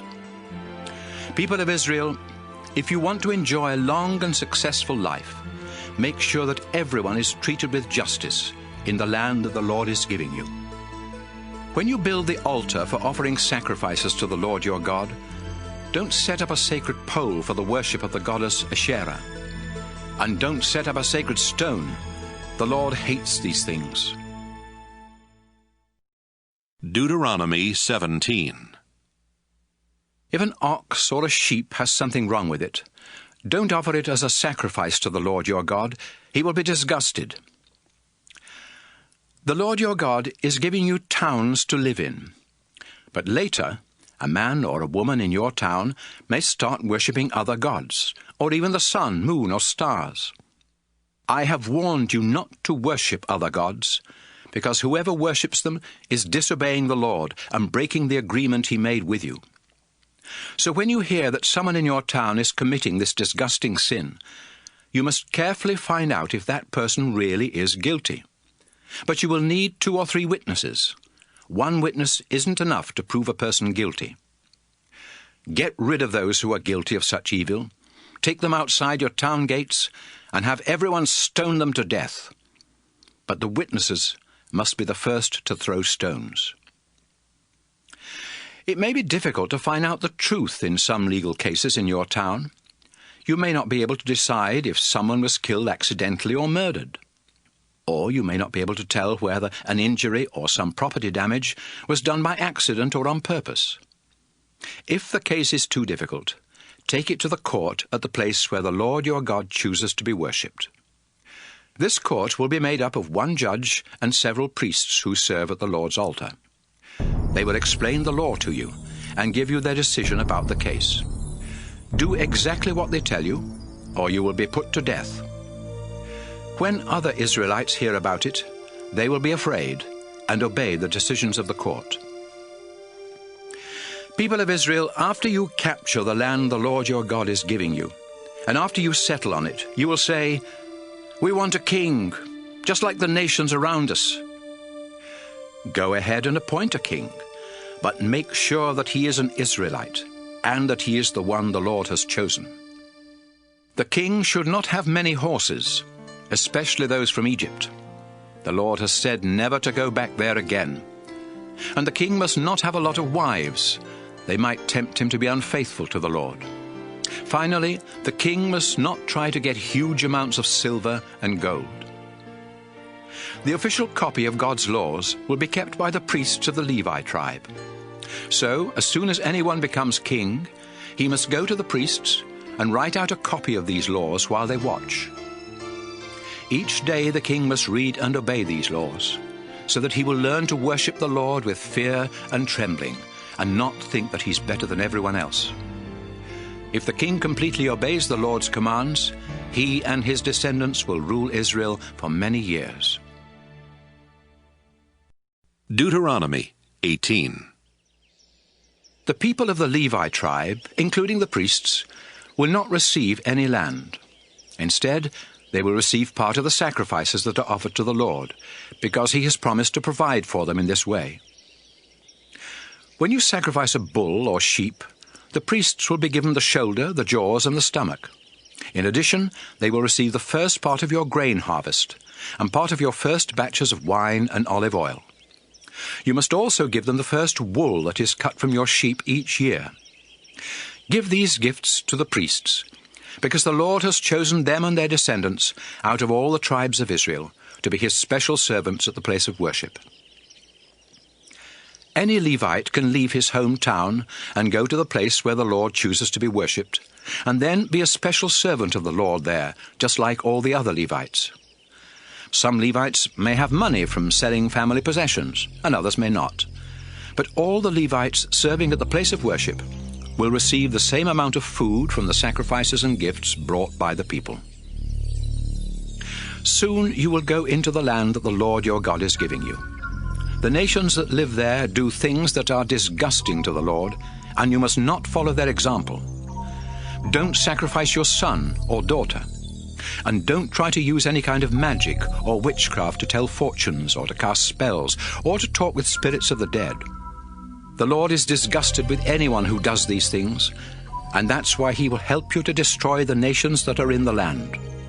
Never be guilty of doing any of these disgusting things. You will go in and take the land from nations that practice magic and witchcraft. But the Lord your God won't allow you to do these things. Instead, He will choose one of your own people to be a prophet just like me, and you must do what that prophet says. You were asking for a prophet the day you were gathered at Mount Sinai, and said to the Lord, "Please don't let us hear your voice or see this terrible fire again. If we do, we will die." Then the Lord told me, "Moses, they have said the right thing. So when I want to speak to them, I will choose one of them to be a prophet like you. I will give my message to that prophet, who will tell the people exactly what I have said. Since the message comes from me, anyone who doesn't obey the message will have to answer to me. But if I haven't spoken, and a prophet claims to have a message from me, you must kill that prophet. And you must also kill any prophet who claims to have a message from another god." You may be asking yourselves, how can we tell if a prophet's message really comes from the Lord? You will know, because if the Lord says something will happen, it will happen. And if it doesn't, you will know that the prophet was falsely claiming to speak for the Lord. Don't be afraid of any prophet whose message doesn't come from the Lord. Deuteronomy 19. Soon you will go into the land and attack the nations. The Lord your God will destroy them, and give you their lands, towns, and homes. Then, after you are settled, you must choose 3 of your towns to be safe towns. Divide the land into 3 regions, with 1 safe town near the middle of each, so that a safe town can be easily reached from anywhere in your land. Then, if one of you accidentally kills someone, you can run to a safe town and find protection from being put to death. But you must not have been angry with the person you killed. For example, suppose you and a friend go into the forest to cut wood. You are chopping down a tree with an axe when the axe head slips off the handle, hits your friend, and kills him. You can run to one of the safe towns and save your life. You don't deserve to die, since you did not mean to harm your friend, but he did get killed, and his relatives might be very angry. They might even choose one of the men from their family to track you down and kill you. If it is too far to one of the safe towns, the victim's relative might be able to catch you and kill you. That's why I said there must be 3 safe towns. Israel, the Lord your God has promised that if you obey His laws and teachings I'm giving you, and if you always love Him, then He will give you the land He promised your ancestors. When that happens, you must name 3 more safe towns in the new territory. You will need them, so innocent people won't be killed on your land while they are trying to reach a safe town that is too far away. You will be guilty of murder if innocent people lose their lives because you didn't name enough safe towns in the land the Lord your God will give you. But what if you really do commit murder? Suppose one of you hates a neighbor. So you wait in a deserted place, kill the neighbor, and run to a safe town. If that happens, the leaders of your town must send messengers to bring you back from the safe town. They will hand you over to one of the victim's relatives, who will put you to death. Israel, for the good of the whole country, you must kill anyone who murders an innocent person. Never show mercy to a murderer. In the land the Lord is giving you, there are already stones set up to mark the property lines between fields. So don't move those stones. Before you are convicted of a crime, at least 2 witnesses must be able to testify that you did it. If you accuse someone of a crime, but seem to be lying, then both you and the accused must be taken to the court at the place where the Lord is worshipped. There, the priests and judges will find out if you are lying or telling the truth. If you are lying, and the accused is innocent, then you will be punished without mercy. You will receive the same punishment the accused would have received if found guilty, whether it means losing an eye, a tooth, a hand, a foot, or even your life. Israel, the crime of telling lies in court must be punished. And when people hear what happens to witnesses that lie, everyone else who testifies in court will tell the truth. Deuteronomy 20. If you have to go to war, you may find yourselves facing an enemy army that is bigger than yours and that has horses and chariots. But don't be afraid. The Lord your God rescued you from Egypt, and he will help you fight. Before you march into battle, a priest will go to the front of the army and say, "Soldiers of Israel, listen to me. Today, when you go into battle, don't be afraid of the enemy, and when you see them, don't panic. The Lord your God will fight alongside you and help you win the battle." Then the tribal officials will say to the troops, "If any of you have built a new house, but haven't yet moved in, you may go home. It isn't right for you to die in battle and for somebody else to live in your new house. If any of you have planted a vineyard, but haven't had your first grape harvest, you may go home. It isn't right for you to die in battle and for somebody else to enjoy your grapes. If any of you are engaged to be married, you may go back home and get married. It isn't right for you to die in battle and for somebody else to marry the woman you are engaged to. Finally, if any of you are afraid, you may go home. We don't want you to discourage the other soldiers." When the officials are finished giving these orders, they will appoint officers to be in command of the army. Before you attack a town that is far from your land, offer peace to the people who live there. If they surrender and open their town gates, they will become your slaves. But if they reject your offer of peace and try to fight, surround their town and attack. Then, after the Lord helps you capture it, kill all the men. Take the women and children as slaves, and keep the livestock and everything else of value. Whenever you capture towns in the land the Lord your God is giving you, be sure to kill all the people and animals. He has commanded you to completely wipe out the Hittites, the Amorites, the Canaanites, the Perizzites, the Hivites, and the Jebusites. If you allow them to live, they will persuade you to worship their disgusting gods, and you will be unfaithful to the Lord. When you are attacking a town, don't chop down its fruit trees, not even if you have had the town surrounded for a long time. Fruit trees aren't your enemies, and they produce food that you can eat, so don't cut them down. You may need wood to make ladders and towers to help you get over the walls and capture the town, but use only trees that you know are not fruit trees. Deuteronomy 21.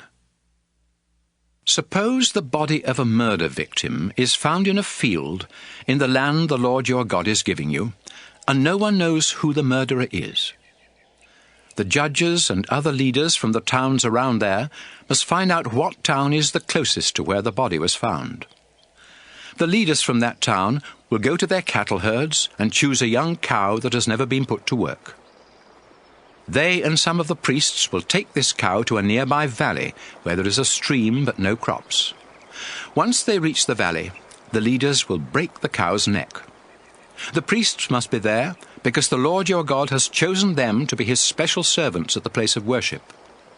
The Lord has chosen them to bless the people in his name and to be judges in all legal cases, whether property or injury is involved. The town leaders will wash their hands over the body of the dead cow and say, "We had no part in this murder, and we don't know who did it. But since an innocent person was murdered, we beg you, our Lord, to accept this sacrifice and forgive Israel. We are your people, and you rescued us. Please don't hold this crime against us." If you obey the Lord and do these things, he will forgive Israel. From time to time, you men will serve as soldiers and go off to war. The Lord your God will help you defeat your enemies, and you will take many prisoners. One of these prisoners may be a beautiful woman, and you may want to marry her. But first, you must bring her into your home and have her shave her head, cut her nails, get rid of her foreign clothes, and start wearing Israelite clothes. She will mourn a month for her father and mother. Then you can marry her. Later on, If you are not happy with the woman, you can divorce her and she can go free. But you have slept with her as your wife, so you cannot sell her as a slave or make her into your own slave. Suppose a man has 2 wives and loves one more than the other. The first son of either wife is the man's firstborn son, even if the boy's mother is the wife the man doesn't love. Later, when the man is near death and is dividing up his property, he must give a double share to his firstborn son, simply because he was the first to be born. A father and a mother may have a stubborn and rebellious son who refuses to obey them even after he has been punished. If a son is like that, his parents must drag him to the town gate where the leaders of the town hold their meetings. The parents will tell the leaders, "This son of ours is stubborn and never obeys. He spends all his time drinking and partying." The men of the town will stone that son to death because they must get rid of the evil he brought into the community. Everyone in Israel will be afraid when they hear how he was punished. If a criminal is put to death and you hang the dead body on a tree, you must not let it hang there overnight. Bury it the same day, because the dead body of a criminal will bring God's curse on the land. The Lord your God is giving this land to you, so don't make it unclean by leaving the bodies of executed criminals on display. Deuteronomy 22. If you see a cow or sheep wandering around lost, take the animal back to its owner. If the owner lives too far away, or if you don't know who the owner is, take the animal home with you and take care of it. The owner will come looking for the animal, and then you can give it back. That's what you should do if you find anything that belongs to someone else. Do whatever you can to help, whether you find a cow or sheep or donkey or some clothing. Oxen and donkeys that carry heavy loads can stumble and fall and be unable to get up by themselves. So as you walk along the road, help anyone who is trying to get an ox or donkey back on its feet. Women must not pretend to be men, and men must not pretend to be women. The Lord your God is disgusted with people who do that. As you walk along the road, you might see a bird's nest in a tree or on the ground. If the mother bird is in the nest with either her eggs or her baby birds, you are allowed to take the baby birds or the eggs, but not the mother bird. Let her go free, and the Lord will bless you with a long and successful life. If you build a house, make sure to put a low wall around the edge of the flat roof. Then if someone falls off the roof and is killed, it won't be your fault. If you plant a vineyard, don't plant any other fruit tree or crop in it. If you do plant something else there, you must bring to the place of worship everything you harvest from the vineyard. Don't hitch an ox and a donkey to your plough at the same time. When you weave cloth for clothing, you can use thread made of flax or wool, but not both together. And when you make a coat, sew a tassel on each of the 4 corners. Suppose a man starts hating his wife soon after they are married.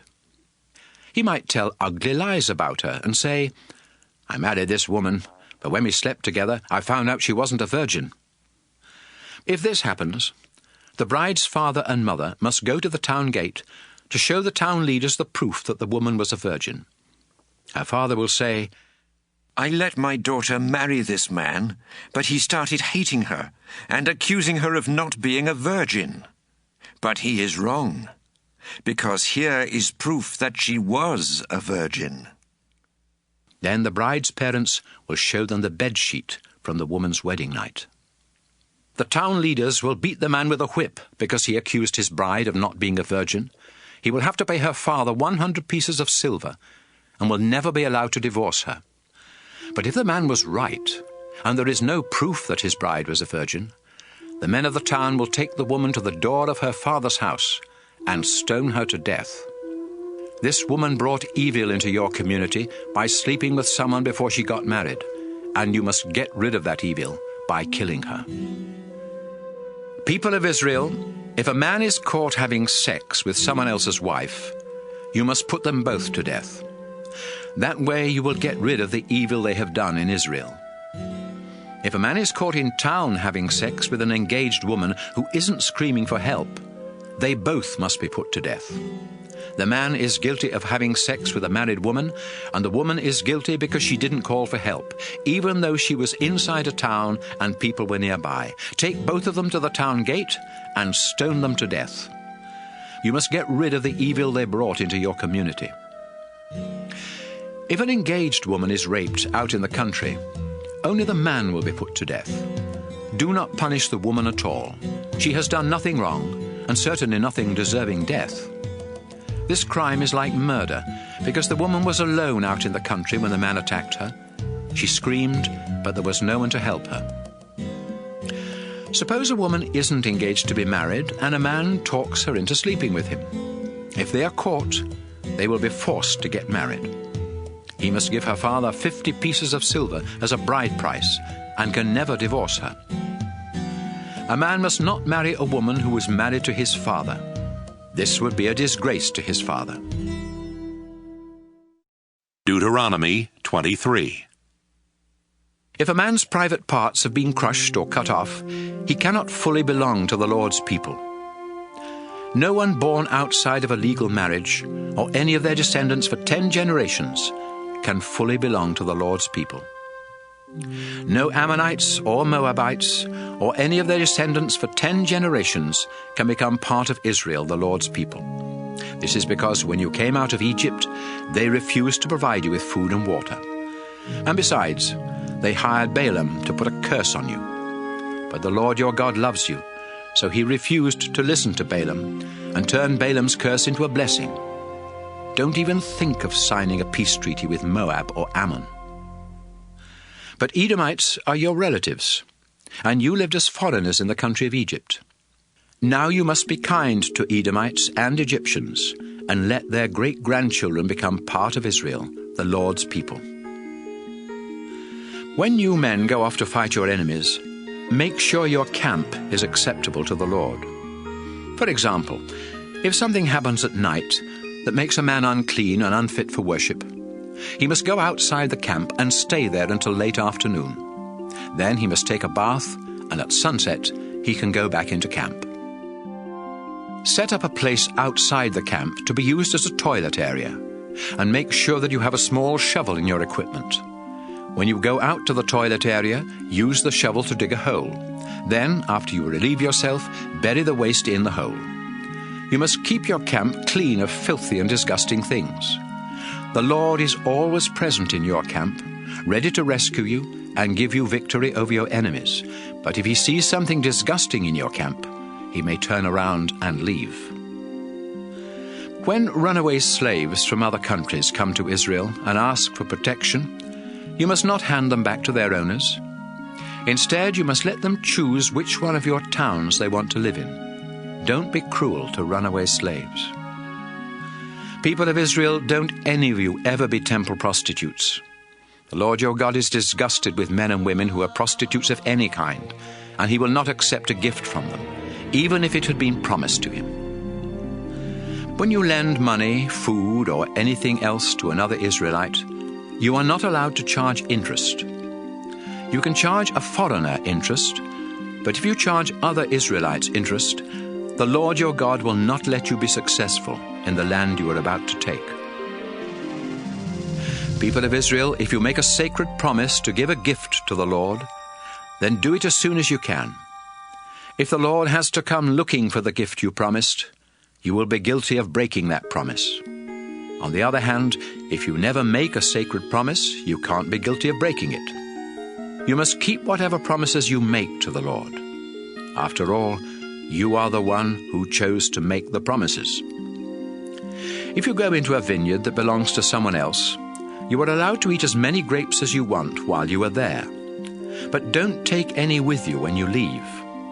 In the same way, if you are in a grain field that belongs to someone else, you can pick heads of grain and eat the kernels, but don't cut down the stalks of grain and take them with you.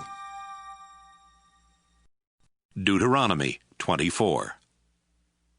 Suppose a woman was divorced by her first husband because he found something disgraceful about her. He wrote out divorce papers, gave them to her, and sent her away. Later, she married another man, who then either divorced her in the same way or died. Since she has slept with her second husband, she cannot marry her first husband again. Their marriage would pollute the land that the Lord your God is giving you, and he would be disgusted. If a man and a woman have been married less than 1 year, he must not be sent off to war or sent away to do forced labor. He must be allowed to stay home for a year and be happy with his wife. When you lend money to people, you are allowed to keep something of theirs as a guarantee that they will pay back the loan. But don't take one or both of their millstones, or else they may starve. They need these stones for grinding grain into flour to make bread. If you are guilty of kidnapping Israelites and forcing them into slavery, you will be put to death to remove this evil from the community. I have told the priest what to do if any of you have leprosy, so do exactly what they say. And remember what the Lord your God did to Miriam after you left Egypt.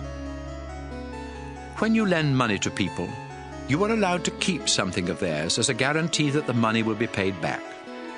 But you must not go into their house to get it. Wait outside, and they will bring out the item you have agreed on. Suppose someone is so poor that a coat is the only thing that can be offered as a guarantee on a loan. Don't keep the coat overnight. Instead, give it back before sunset, so the owner can keep warm and sleep and ask the Lord to bless you. Then the Lord your God will notice that you have done the right thing. If you hire poor people to work for you, don't hold back their pay, whether they are Israelites or foreigners who live in your town. Pay them their wages at the end of each day, because they live in poverty and need the money to survive. If you don't pay them on time, they will complain about you to the Lord, and he will punish you. Parents must not be put to death for crimes committed by their children, and children must not be put to death for crimes committed by their parents. Don't put anyone to death for someone else's crime. Make sure that orphans and foreigners are treated fairly. And if you lend money to a widow and want to keep something of hers to guarantee that she will pay you back, don't take any of her clothes. You were slaves in Egypt until the Lord your God rescued you. That's why I am giving you these laws. If you forget to bring in a stack of harvested grain, don't go back into the field to get it. Leave it for the poor, including foreigners, orphans, and widows, and the Lord will make you successful in everything you do. When you harvest your olives, don't try to get them all for yourself, but leave some for the poor. And when you pick your grapes, go over the vines only once. Then let the poor have what is left. You lived in poverty as slaves in Egypt until the Lord your God rescued you. That's why I am giving you these laws. Deuteronomy 25. Suppose you and someone else each accuse the other of doing something wrong, and you go to court where the judges decide you are guilty. If your punishment is to be beaten with a whip, one of the judges will order you to lie down, and you will receive the number of lashes you deserve. 40 lashes is the most that you can be given, because more than that might make other Israelites think you are worthless. Don't muzzle an ox while it is threshing grain. Suppose two brothers are living on the same property, when one of them dies without having a son to carry on his name. If this happens, his widow must not marry anyone outside the family. Instead, she must marry her late husband's brother, and their first son will be the legal son of the dead man. But suppose the brother refuses to marry the widow. She must go to a meeting of the town leaders at the town gate and say, "My husband died without having a son to carry on his name, and my husband's brother refuses to marry me so I can have a son." The leaders will call the living brother to the town gate and try to persuade him to marry the widow. But if he doesn't change his mind and marry her, she must go over to him while the town leaders watch she will pull off one of his sandals and spit in his face, while saying, That's what happens to a man who won't help provide descendants for his dead brother. From then on, that man's family will be known as the family of the man whose sandal was pulled off.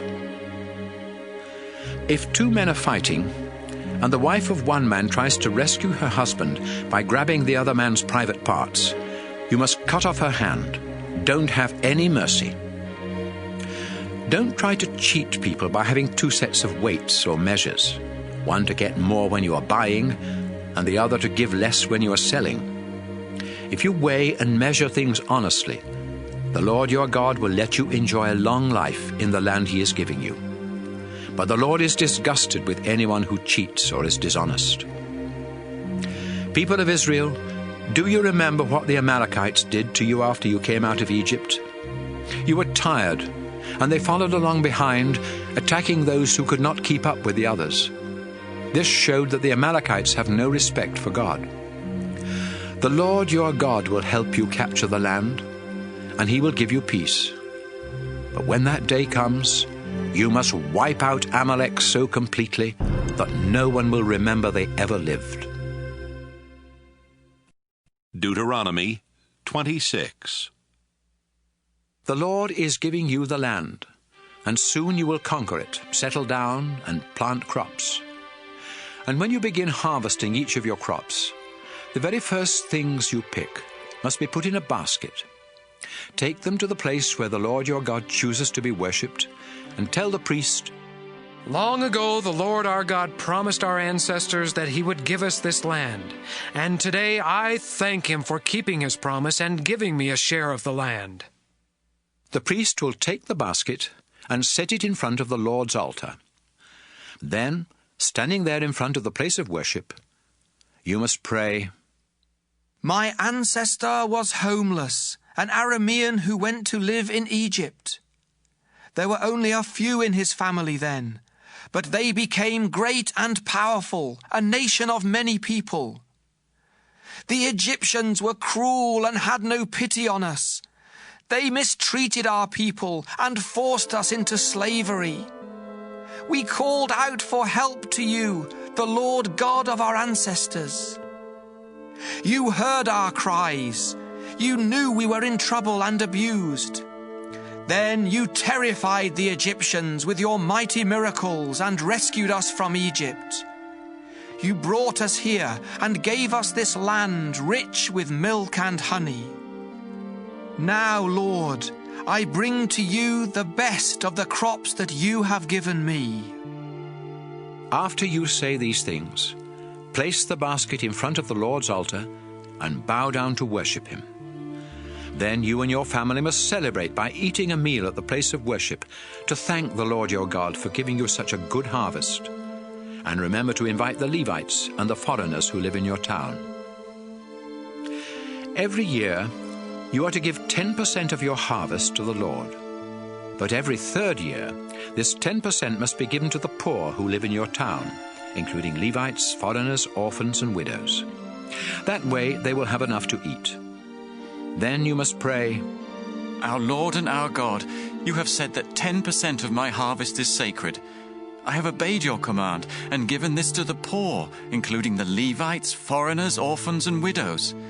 I've not eaten any of this sacred food while I was in mourning.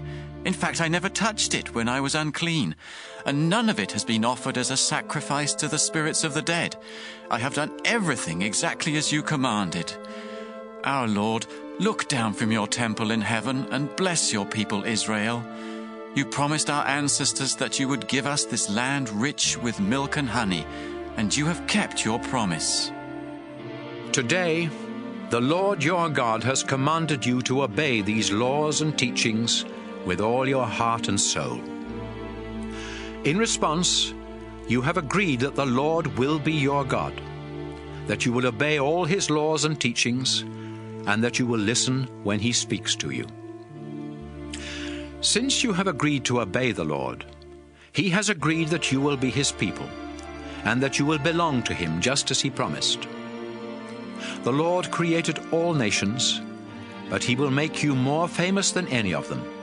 and you will receive more praise and honor.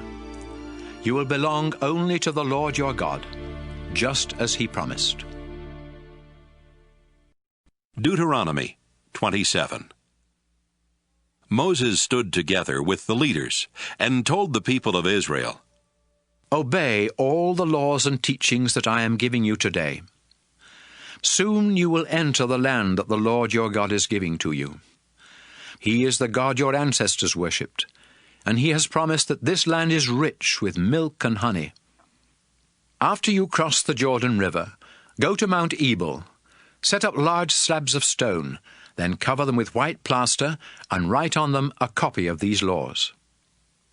At this same place, build an altar for offering sacrifices to the Lord your God. But don't use stones that have been cut with iron tools. Look for stones that can be used without being cut. Then offer sacrifices to please the Lord, burning them completely on the altar.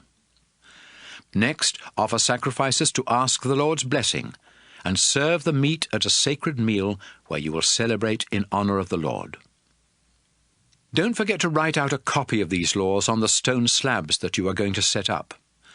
Make sure that the writing is easy to read. Moses stood together with the priests and said, Israel, be quiet and listen to me. Today you have become the people of the Lord your God. So you must obey his laws and teachings that I am giving you. That same day, Moses gave them the following instructions. After you cross the Jordan River, you will go to Mount Gerizim and Mount Ebal. The tribes of Simeon, Levi, Judah, Issachar, Ephraim, Manasseh, and Benjamin will go up on Mount Gerizim, where they will bless the people of Israel. The tribes of Reuben, Gad, Asher, Zebulun, Dan, and Naphtali will go up on Mount Ebal, where they will agree to the curses. The people of the Levi tribe will speak each curse in a loud voice. Then the rest of the people will agree to that curse by saying, Amen. Here are the curses. We ask the Lord to put a curse on anyone who makes an idol or worships idols, even secretly. The Lord is disgusted with idols.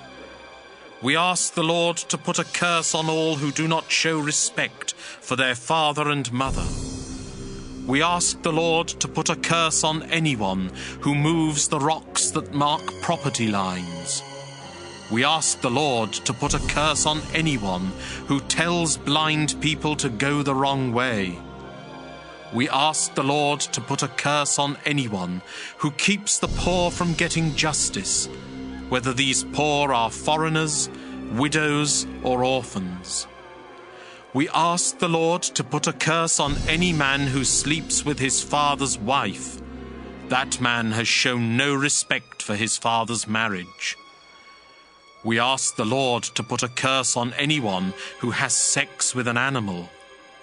We ask the Lord to put a curse on any man who sleeps with his sister or his half-sister or his mother-in-law. We ask the Lord to put a curse on anyone who commits murder, even when there are no witnesses to the crime. We ask the Lord to put a curse on anyone who accepts money to murder an innocent victim. We ask the Lord to put a curse on anyone who refuses to obey his laws. And so to each of these curses, the people will answer, Amen. Deuteronomy 28. Today I am giving you the laws and teachings of the Lord your God. Always obey them, and the Lord will make Israel the most famous and important nation on earth, and he will bless you in many ways.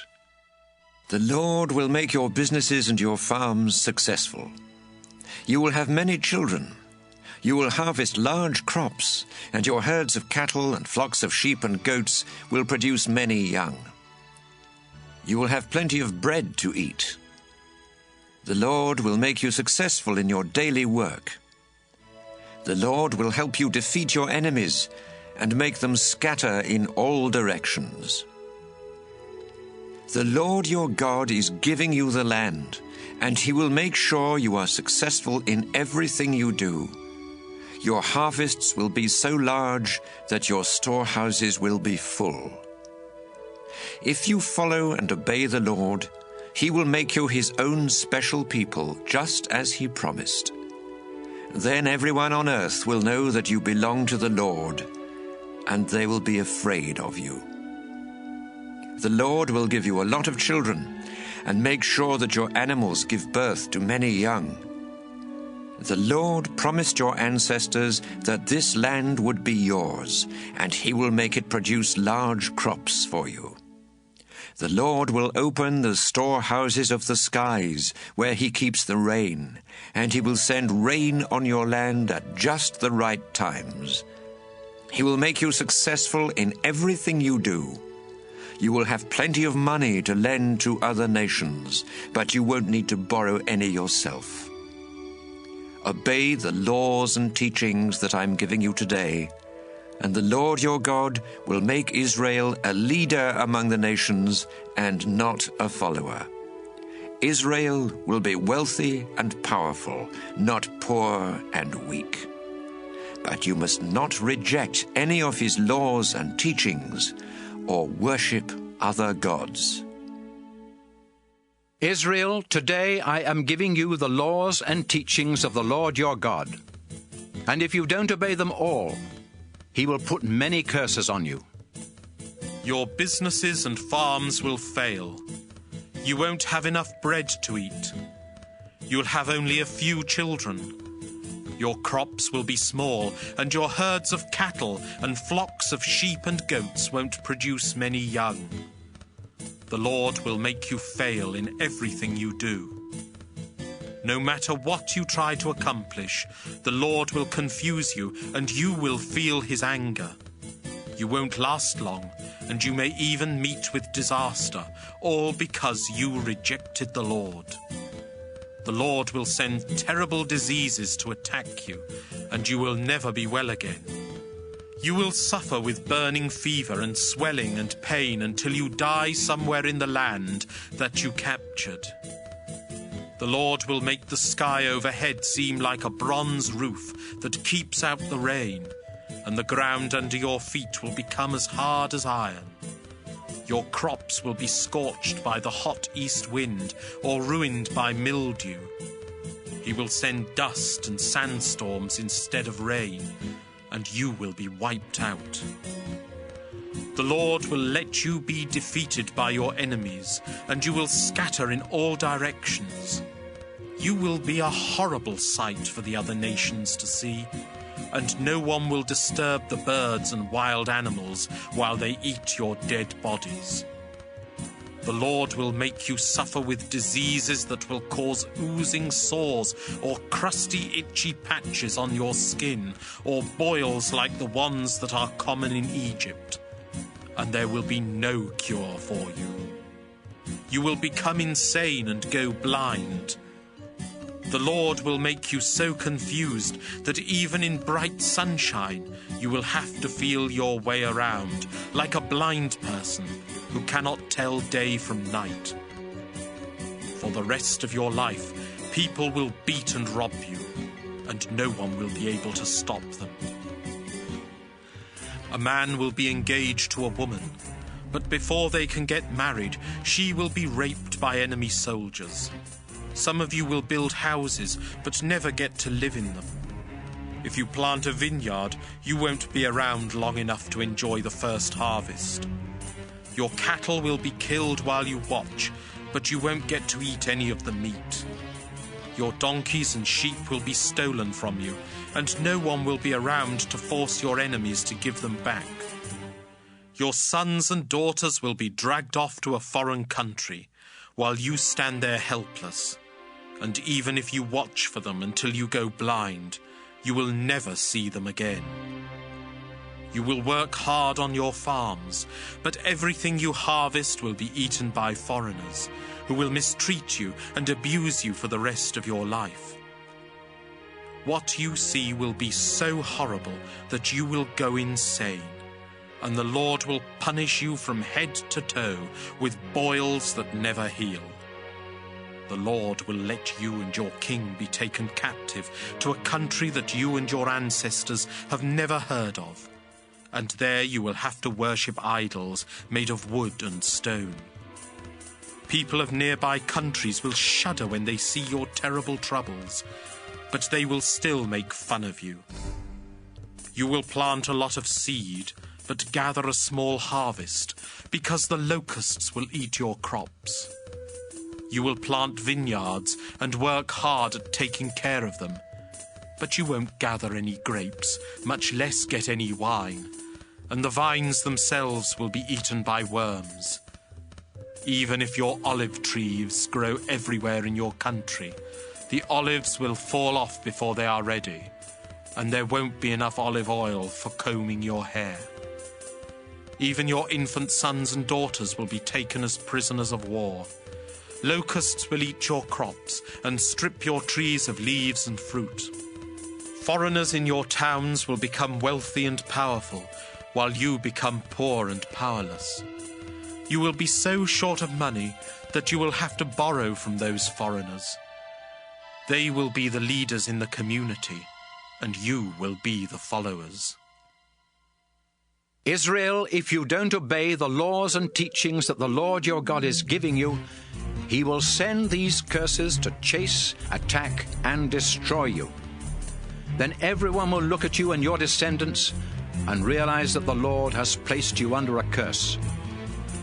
If the Lord makes you wealthy, but you don't joyfully worship and honor him, he will send enemies to attack you and make you their slaves. Then you will live in poverty with nothing to eat, drink, or wear, and your owners will work you to death.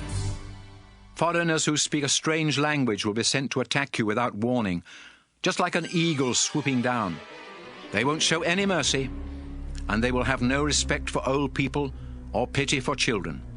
They will take your cattle, sheep, goats, grain, wine, and olive oil, then leave you to starve.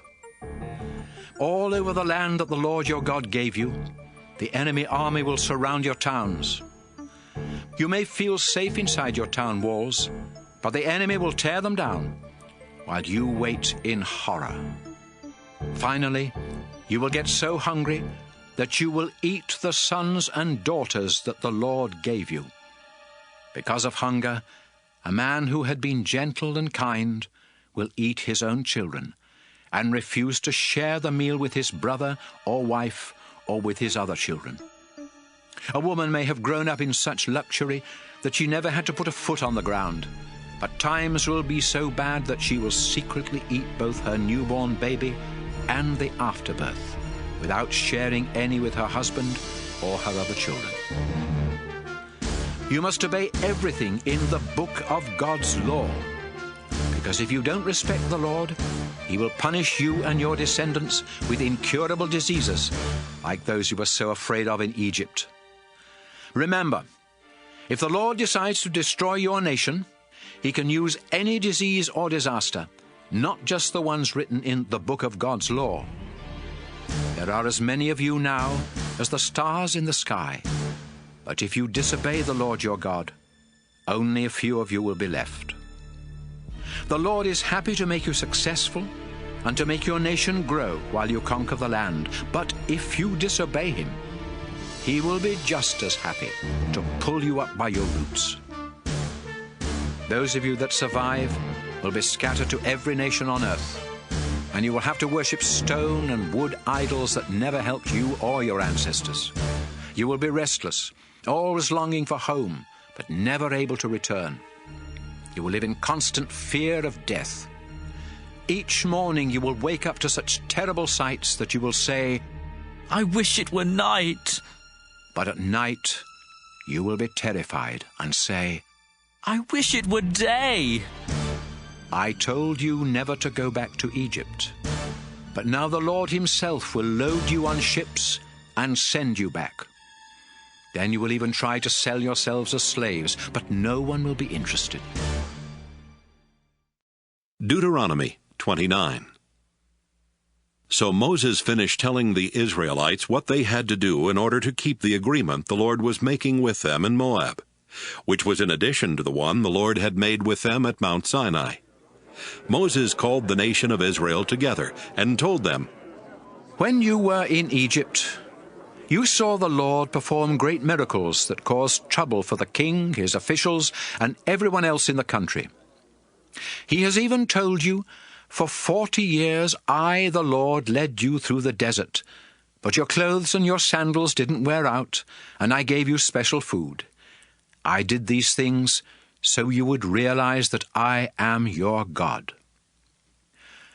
But the Lord must give you a change of heart before you truly understand what you have seen and heard. When we first camped here, King Sihon of Heshbon and King Og of Bashan attacked, but we defeated them. Then we captured their land and divided it among the tribes of Reuben, Gad, and East Manasseh. Israel, the Lord has made an agreement with you, and if you keep your part, you will be successful in everything you do.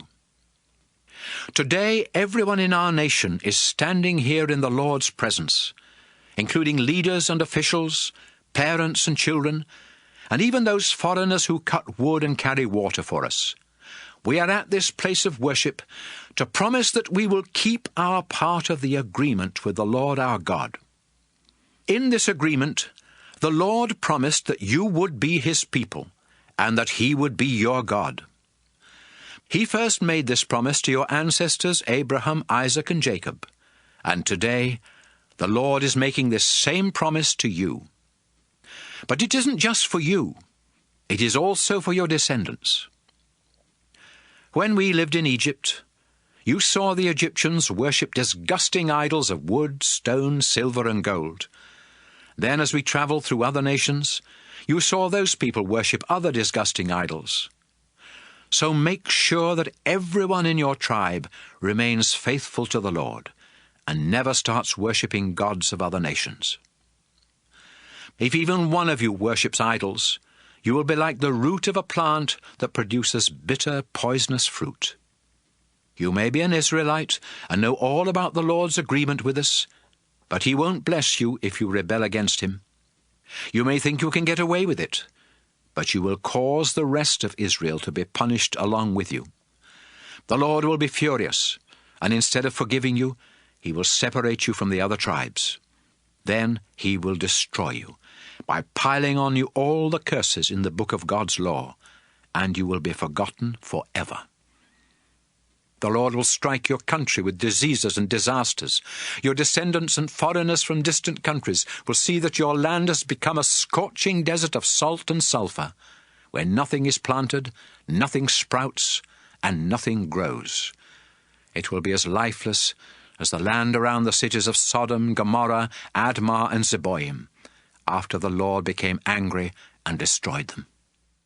People from other nations will ask, Why did the Lord destroy this country? Why was he so furious? And they will be given this answer. Our ancestors worshipped the Lord, but after he brought them out of Egypt and made an agreement with them, they rejected the agreement and decided to worship gods that had never helped them. The Lord had forbidden Israel to worship these gods, and so he became furious and punished the land with all the curses in the book of God's law. Then he pulled up Israel by the roots and tossed them into a foreign country, where they still are today. The Lord our God hasn't explained the present or the future, but he has commanded us to obey the laws he gave to us and our descendants. Deuteronomy 30. I have told you everything the Lord your God will do for you. And I've also told you the curses he will put on you if you reject him. He will scatter you in faraway countries. But when you realize that he is punishing you, return to him with all your heart and soul, and start obeying the commands I have given to you today. Then he will stop punishing you and treat you with kindness. He may have scattered you to the farthest countries on earth, but he will bring you back to the land that had belonged to your ancestors, and make you even more successful and powerful than they ever were. You and your descendants are stubborn, but the Lord will make you willing to obey him, and love him with all your heart and soul, and you will enjoy a long life. Then the Lord your God will remove the curses from you and put them on those enemies who hate and attack you. You will again obey the laws and teachings of the Lord, and he will bless you with many children, large herds and flocks, and abundant crops. The Lord will be happy to do good things for you, just as he did for your ancestors. But you must decide once and for all to worship him with all your heart and soul, and to obey everything in the book of God's law. You know God's laws, and it isn't impossible to obey them. His commands aren't in heaven, so you can't excuse yourselves by saying, "How can we obey the Lord's commands? They're in heaven, and no one can go up to get them, then bring them down and explain them to us." And you can't say, "How can we obey the Lord's commands? They're across the sea, and someone must go across, then bring them back and explain them to us."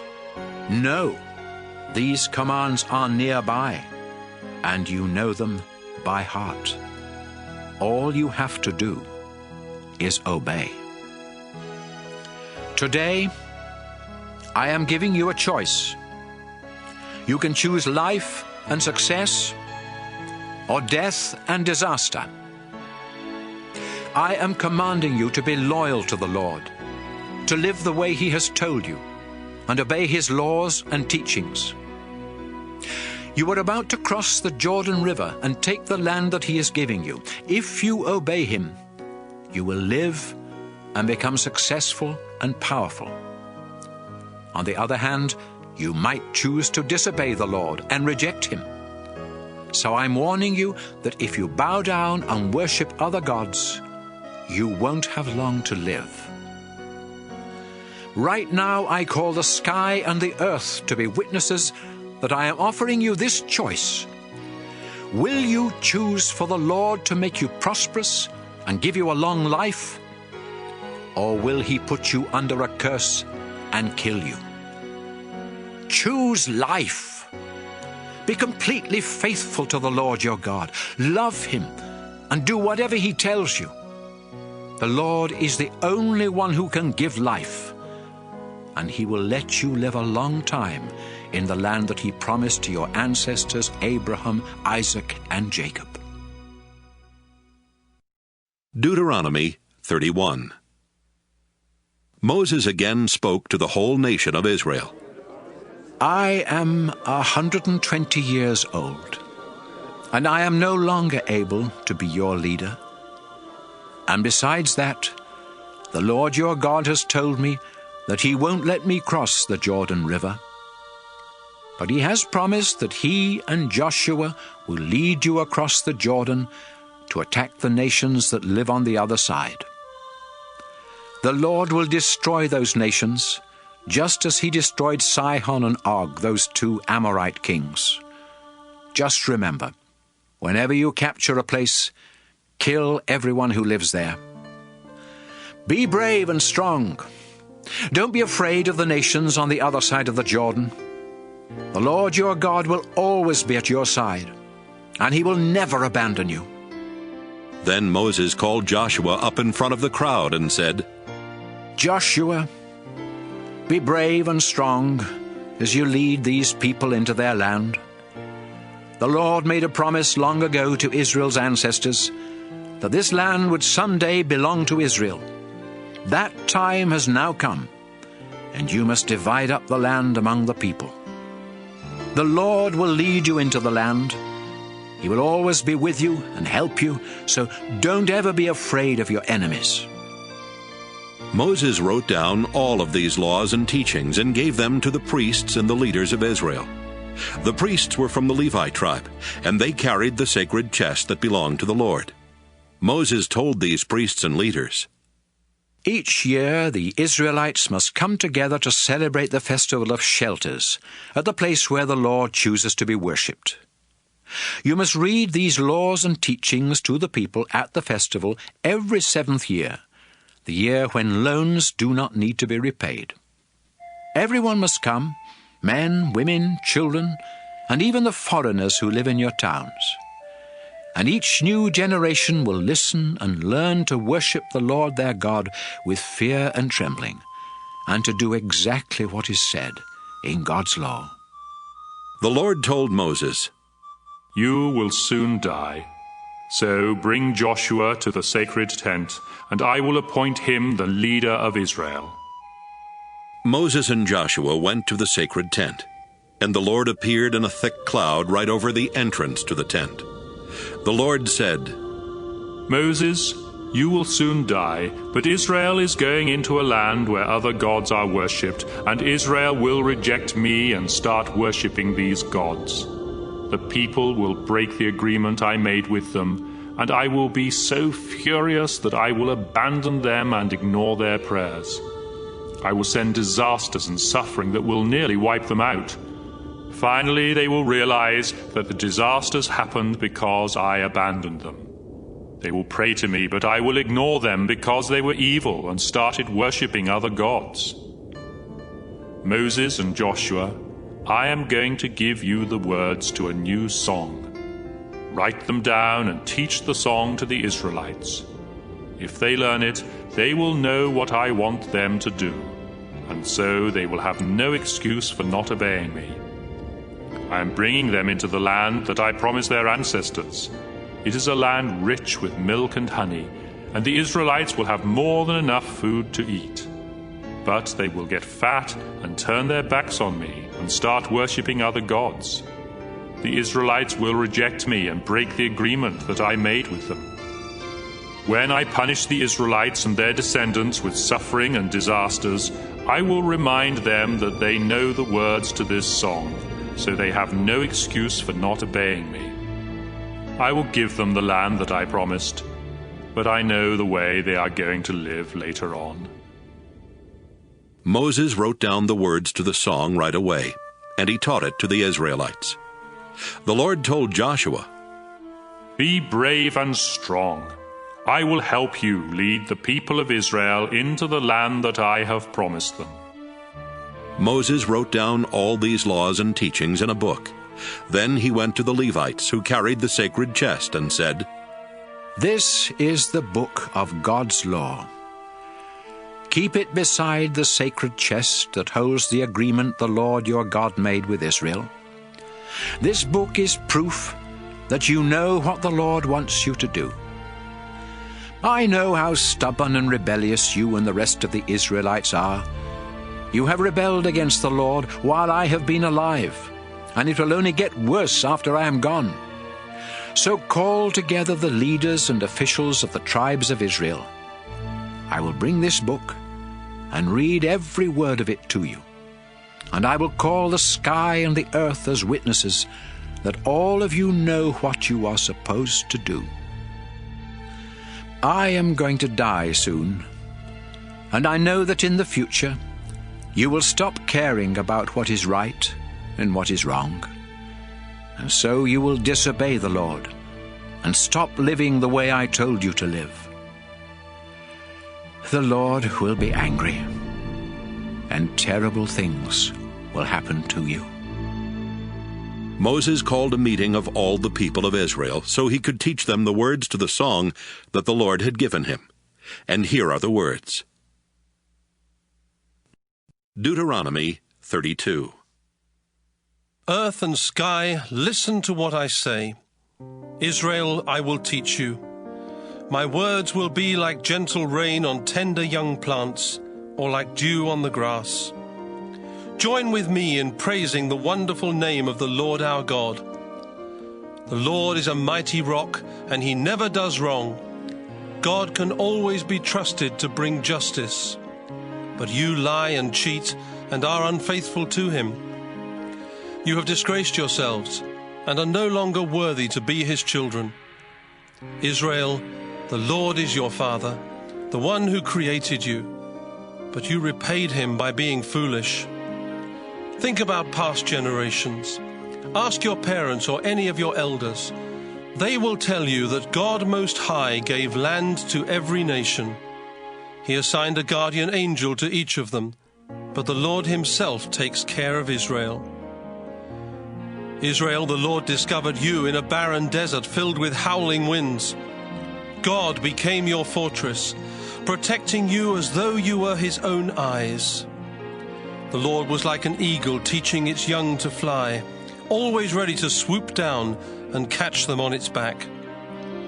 Israel, the Lord led you, and without the aid of a foreign god, he helped you capture the land. Your fields were rich with grain, olive trees grew in your stony soil, and honey was found among the rocks. Your flocks and herds produced milk and yogurt, and you got choice meat from your sheep and goats that grazed in Bashan. Your wheat was the finest, and you drank the best wine. Israel, you grew fat and rebelled against God your Creator. You rejected the mighty rock, your only place of safety. You made God jealous and angry by worshipping disgusting idols and foreign gods. You offered sacrifices to demons, those useless gods that never helped you, new gods that your ancestors never worshipped. You turned away from God, your Creator. You forgot the mighty rock, the source of your life. You were the Lord's children, but you made him angry. Then he rejected you and said, "You are unfaithful and can't be trusted. So I won't answer your prayers. I'll just watch and see what happens to you." You worshipped worthless idols and made me jealous and angry. Now I will send a cruel and worthless nation to make you jealous and angry. My people, I will breathe out fire that sends you down to the world of the dead. It will scorch your farmlands and burn deep down under the mountains.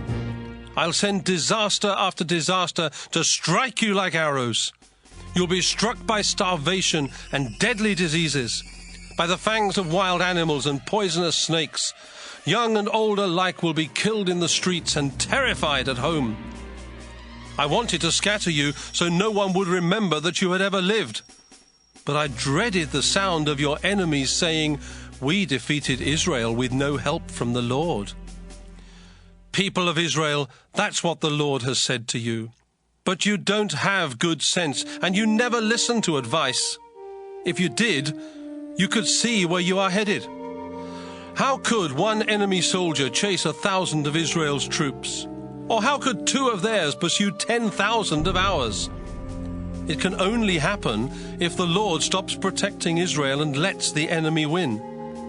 Even our enemies know that only our God is a mighty rock. Our enemies are grapevines, rooted in the fields of Sodom and Gomorrah. The grapes they produce are full of bitter poison. Their wine is more deadly than cobra venom. But the Lord has written a list of their sins and locked it in his vault. Soon our enemies will get what they deserve. Suddenly they will slip, and total disaster will quickly follow. When only a few of the Lord's people remain, when their strength is gone and some of them are slaves, the Lord will feel sorry for them and give them justice. But first the Lord will say, "You ran for safety to other gods. Couldn't they help you? You offered them wine and your best sacrifices. Can't those gods help you now or give you protection? Don't you understand? I am the only God. There are no others. I am the one who takes life and gives it again. I punished you with suffering, but now I will heal you, and nothing can stop me. I make this solemn promise. Just as I live forever, I will take revenge on my hateful enemies. I will sharpen my sword and let it flash like lightning. My arrows will get drunk on enemy blood. My sword will taste the flesh and the blood of the enemy. It will kill prisoners and cut off the heads of their leaders. Tell the heavens to celebrate and all gods to bow down to the Lord, because he will take revenge on those hateful enemies who killed his people. He will forgive the sins of Israel and purify their land. Moses spoke the words of the song so that all the Israelites could hear, and Joshua helped him. When Moses had finished, he said, "Always remember this song I have taught you today. And let it be a warning that you must teach your children to obey everything written in the book of God's law. The law isn't empty words. It can give you a long life in the land that you are going to take. Later that day, the Lord said to Moses, Go up into the Abarim mountain range here in Moab across the Jordan River valley from Jericho. And when you reach the top of Mount Nebo, you will be able to see the land of Canaan, which I am giving to Israel. Then you will die and be buried on the mountaintop, just as your brother Aaron died and was buried on Mount Hor. Both of you were unfaithful to me at Meribah Spring near Kadesh in the Zin desert. I am God, but there in front of the Israelites you did not treat me with the honor and respect I deserve. So I will give the land to the people of Israel, but you will only get to see it from a distance. Deuteronomy 33. Moses was a prophet, and before he died, he blessed the tribes of Israel by saying, The Lord came from Mount Sinai. From Edom he gave light to his people, and his glory was shining from Mount Paran. Thousands of his warriors were with him, and fire was at his right hand. The Lord loves the tribes of Israel, and he protects his people. They listen to his words and worship at his feet. I called a meeting of the tribes of Israel and gave you God's law. Then you and your leaders made the Lord your king. Tribe of Reuben, you will live, even though your tribe will always be small. The Lord will listen to you, tribe of Judah, as you beg to come safely home. You fought your enemies alone. Now the Lord will help you. At Massa and Meribah Spring, the Lord tested you, tribe of Levi. You were faithful, and so the priesthood belongs to the Levi tribe. Protecting Israel's agreement with the Lord was more important to you than the life of your father or mother, or brothers or sisters, or your own children. You teach God's laws to Israel, and at the place of worship you offer sacrifices and burn incense. I pray that the Lord will bless everything you do and make you strong enough to crush your enemies. The Lord Most High loves you, tribe of Benjamin. He will live among your hills and protect you. Descendants of Joseph, the Lord will bless you with precious water from deep wells and with dew from the sky. Month by month, your fruit will ripen in the sunshine. You will have a rich harvest from the slopes of the ancient hills. The Lord who appeared in the burning bush wants to give you the best the land can produce, and it will be a princely crown on Joseph's head. The armies of Ephraim and Manasseh are majestic and fierce like a bull or a wild ox. They will run their spears through faraway nations. Be happy, Zebulun, as your boats set sail. Be happy, Issachar, in your tents. The sea will make you wealthy, and from the sandy beach you will get treasure. So invite the other tribes to celebrate with you and offer sacrifices to God. Tribe of Gad, the Lord will bless you with more land, so shout his praises. Your tribe is like a lion ripping up its victim. Your leaders met together and chose the best land for your tribe, but you obeyed the Lord and helped the other tribes. Tribe of Dan, you are like a lion cub, startled by a snake. The Lord is pleased with you, people of Naphtali. He will bless you and give you the land to the west and the south. The Lord's greatest blessing is for you, tribe of Asher. You will be the favorite of all the other tribes. You will be rich with olive oil and have strong town gates with bronze and iron bolts. Your people will be powerful for as long as they live. Israel, no other God is like ours. The clouds are his chariot, as he rides across the skies to come and help us. The eternal God is our hiding place. He carries us in his arms. When God tells you to destroy your enemies, he will make them run. Israel, you will live in safety. Your enemies will be gone. The dew will fall from the sky, and you will have plenty of grain and wine. The Lord has rescued you and given you more blessings than any other nation. He protects you like a shield and is your majestic sword. Your enemies will bow in fear, and you will trample on their backs. Deuteronomy 34. Sometime later, Moses left the lowlands of Moab.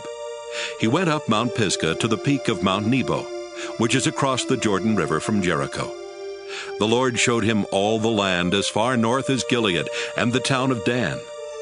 He let Moses see the territories that would soon belong to the tribes of Naphtali, Ephraim, Manasseh, and Judah, as far west as the Mediterranean Sea. The Lord also showed him the land in the south, from the valley near the town of Jericho, known as the city of palm trees, down to the town of Zoar. The Lord said, Moses, this is the land I was talking about when I solemnly promised Abraham, Isaac, and Jacob that I would give land to their descendants. I have let you see it, but you will not cross the Jordan and go in. And so Moses, the Lord's servant, died there in Moab, just as the Lord had said. The Lord buried him in a valley near the town of Beth Peor, but even today no one knows exactly where. Moses was 120 years old when he died, yet his eyesight was still good, and his body was strong. The people of Israel stayed in the lowlands of Moab, where they mourned and grieved 30 days for Moses, as was their custom. Before Moses died, he had placed his hands on Joshua, and the Lord had given Joshua wisdom. The Israelites paid attention to what Joshua said, and obeyed the commands that the Lord had given Moses. There has never again been a prophet in Israel like Moses. The Lord spoke face to face with him, and sent him to perform powerful miracles in the presence of the king of Egypt and his entire nation. No one else has ever had the power to do such great things as Moses did for everyone to see.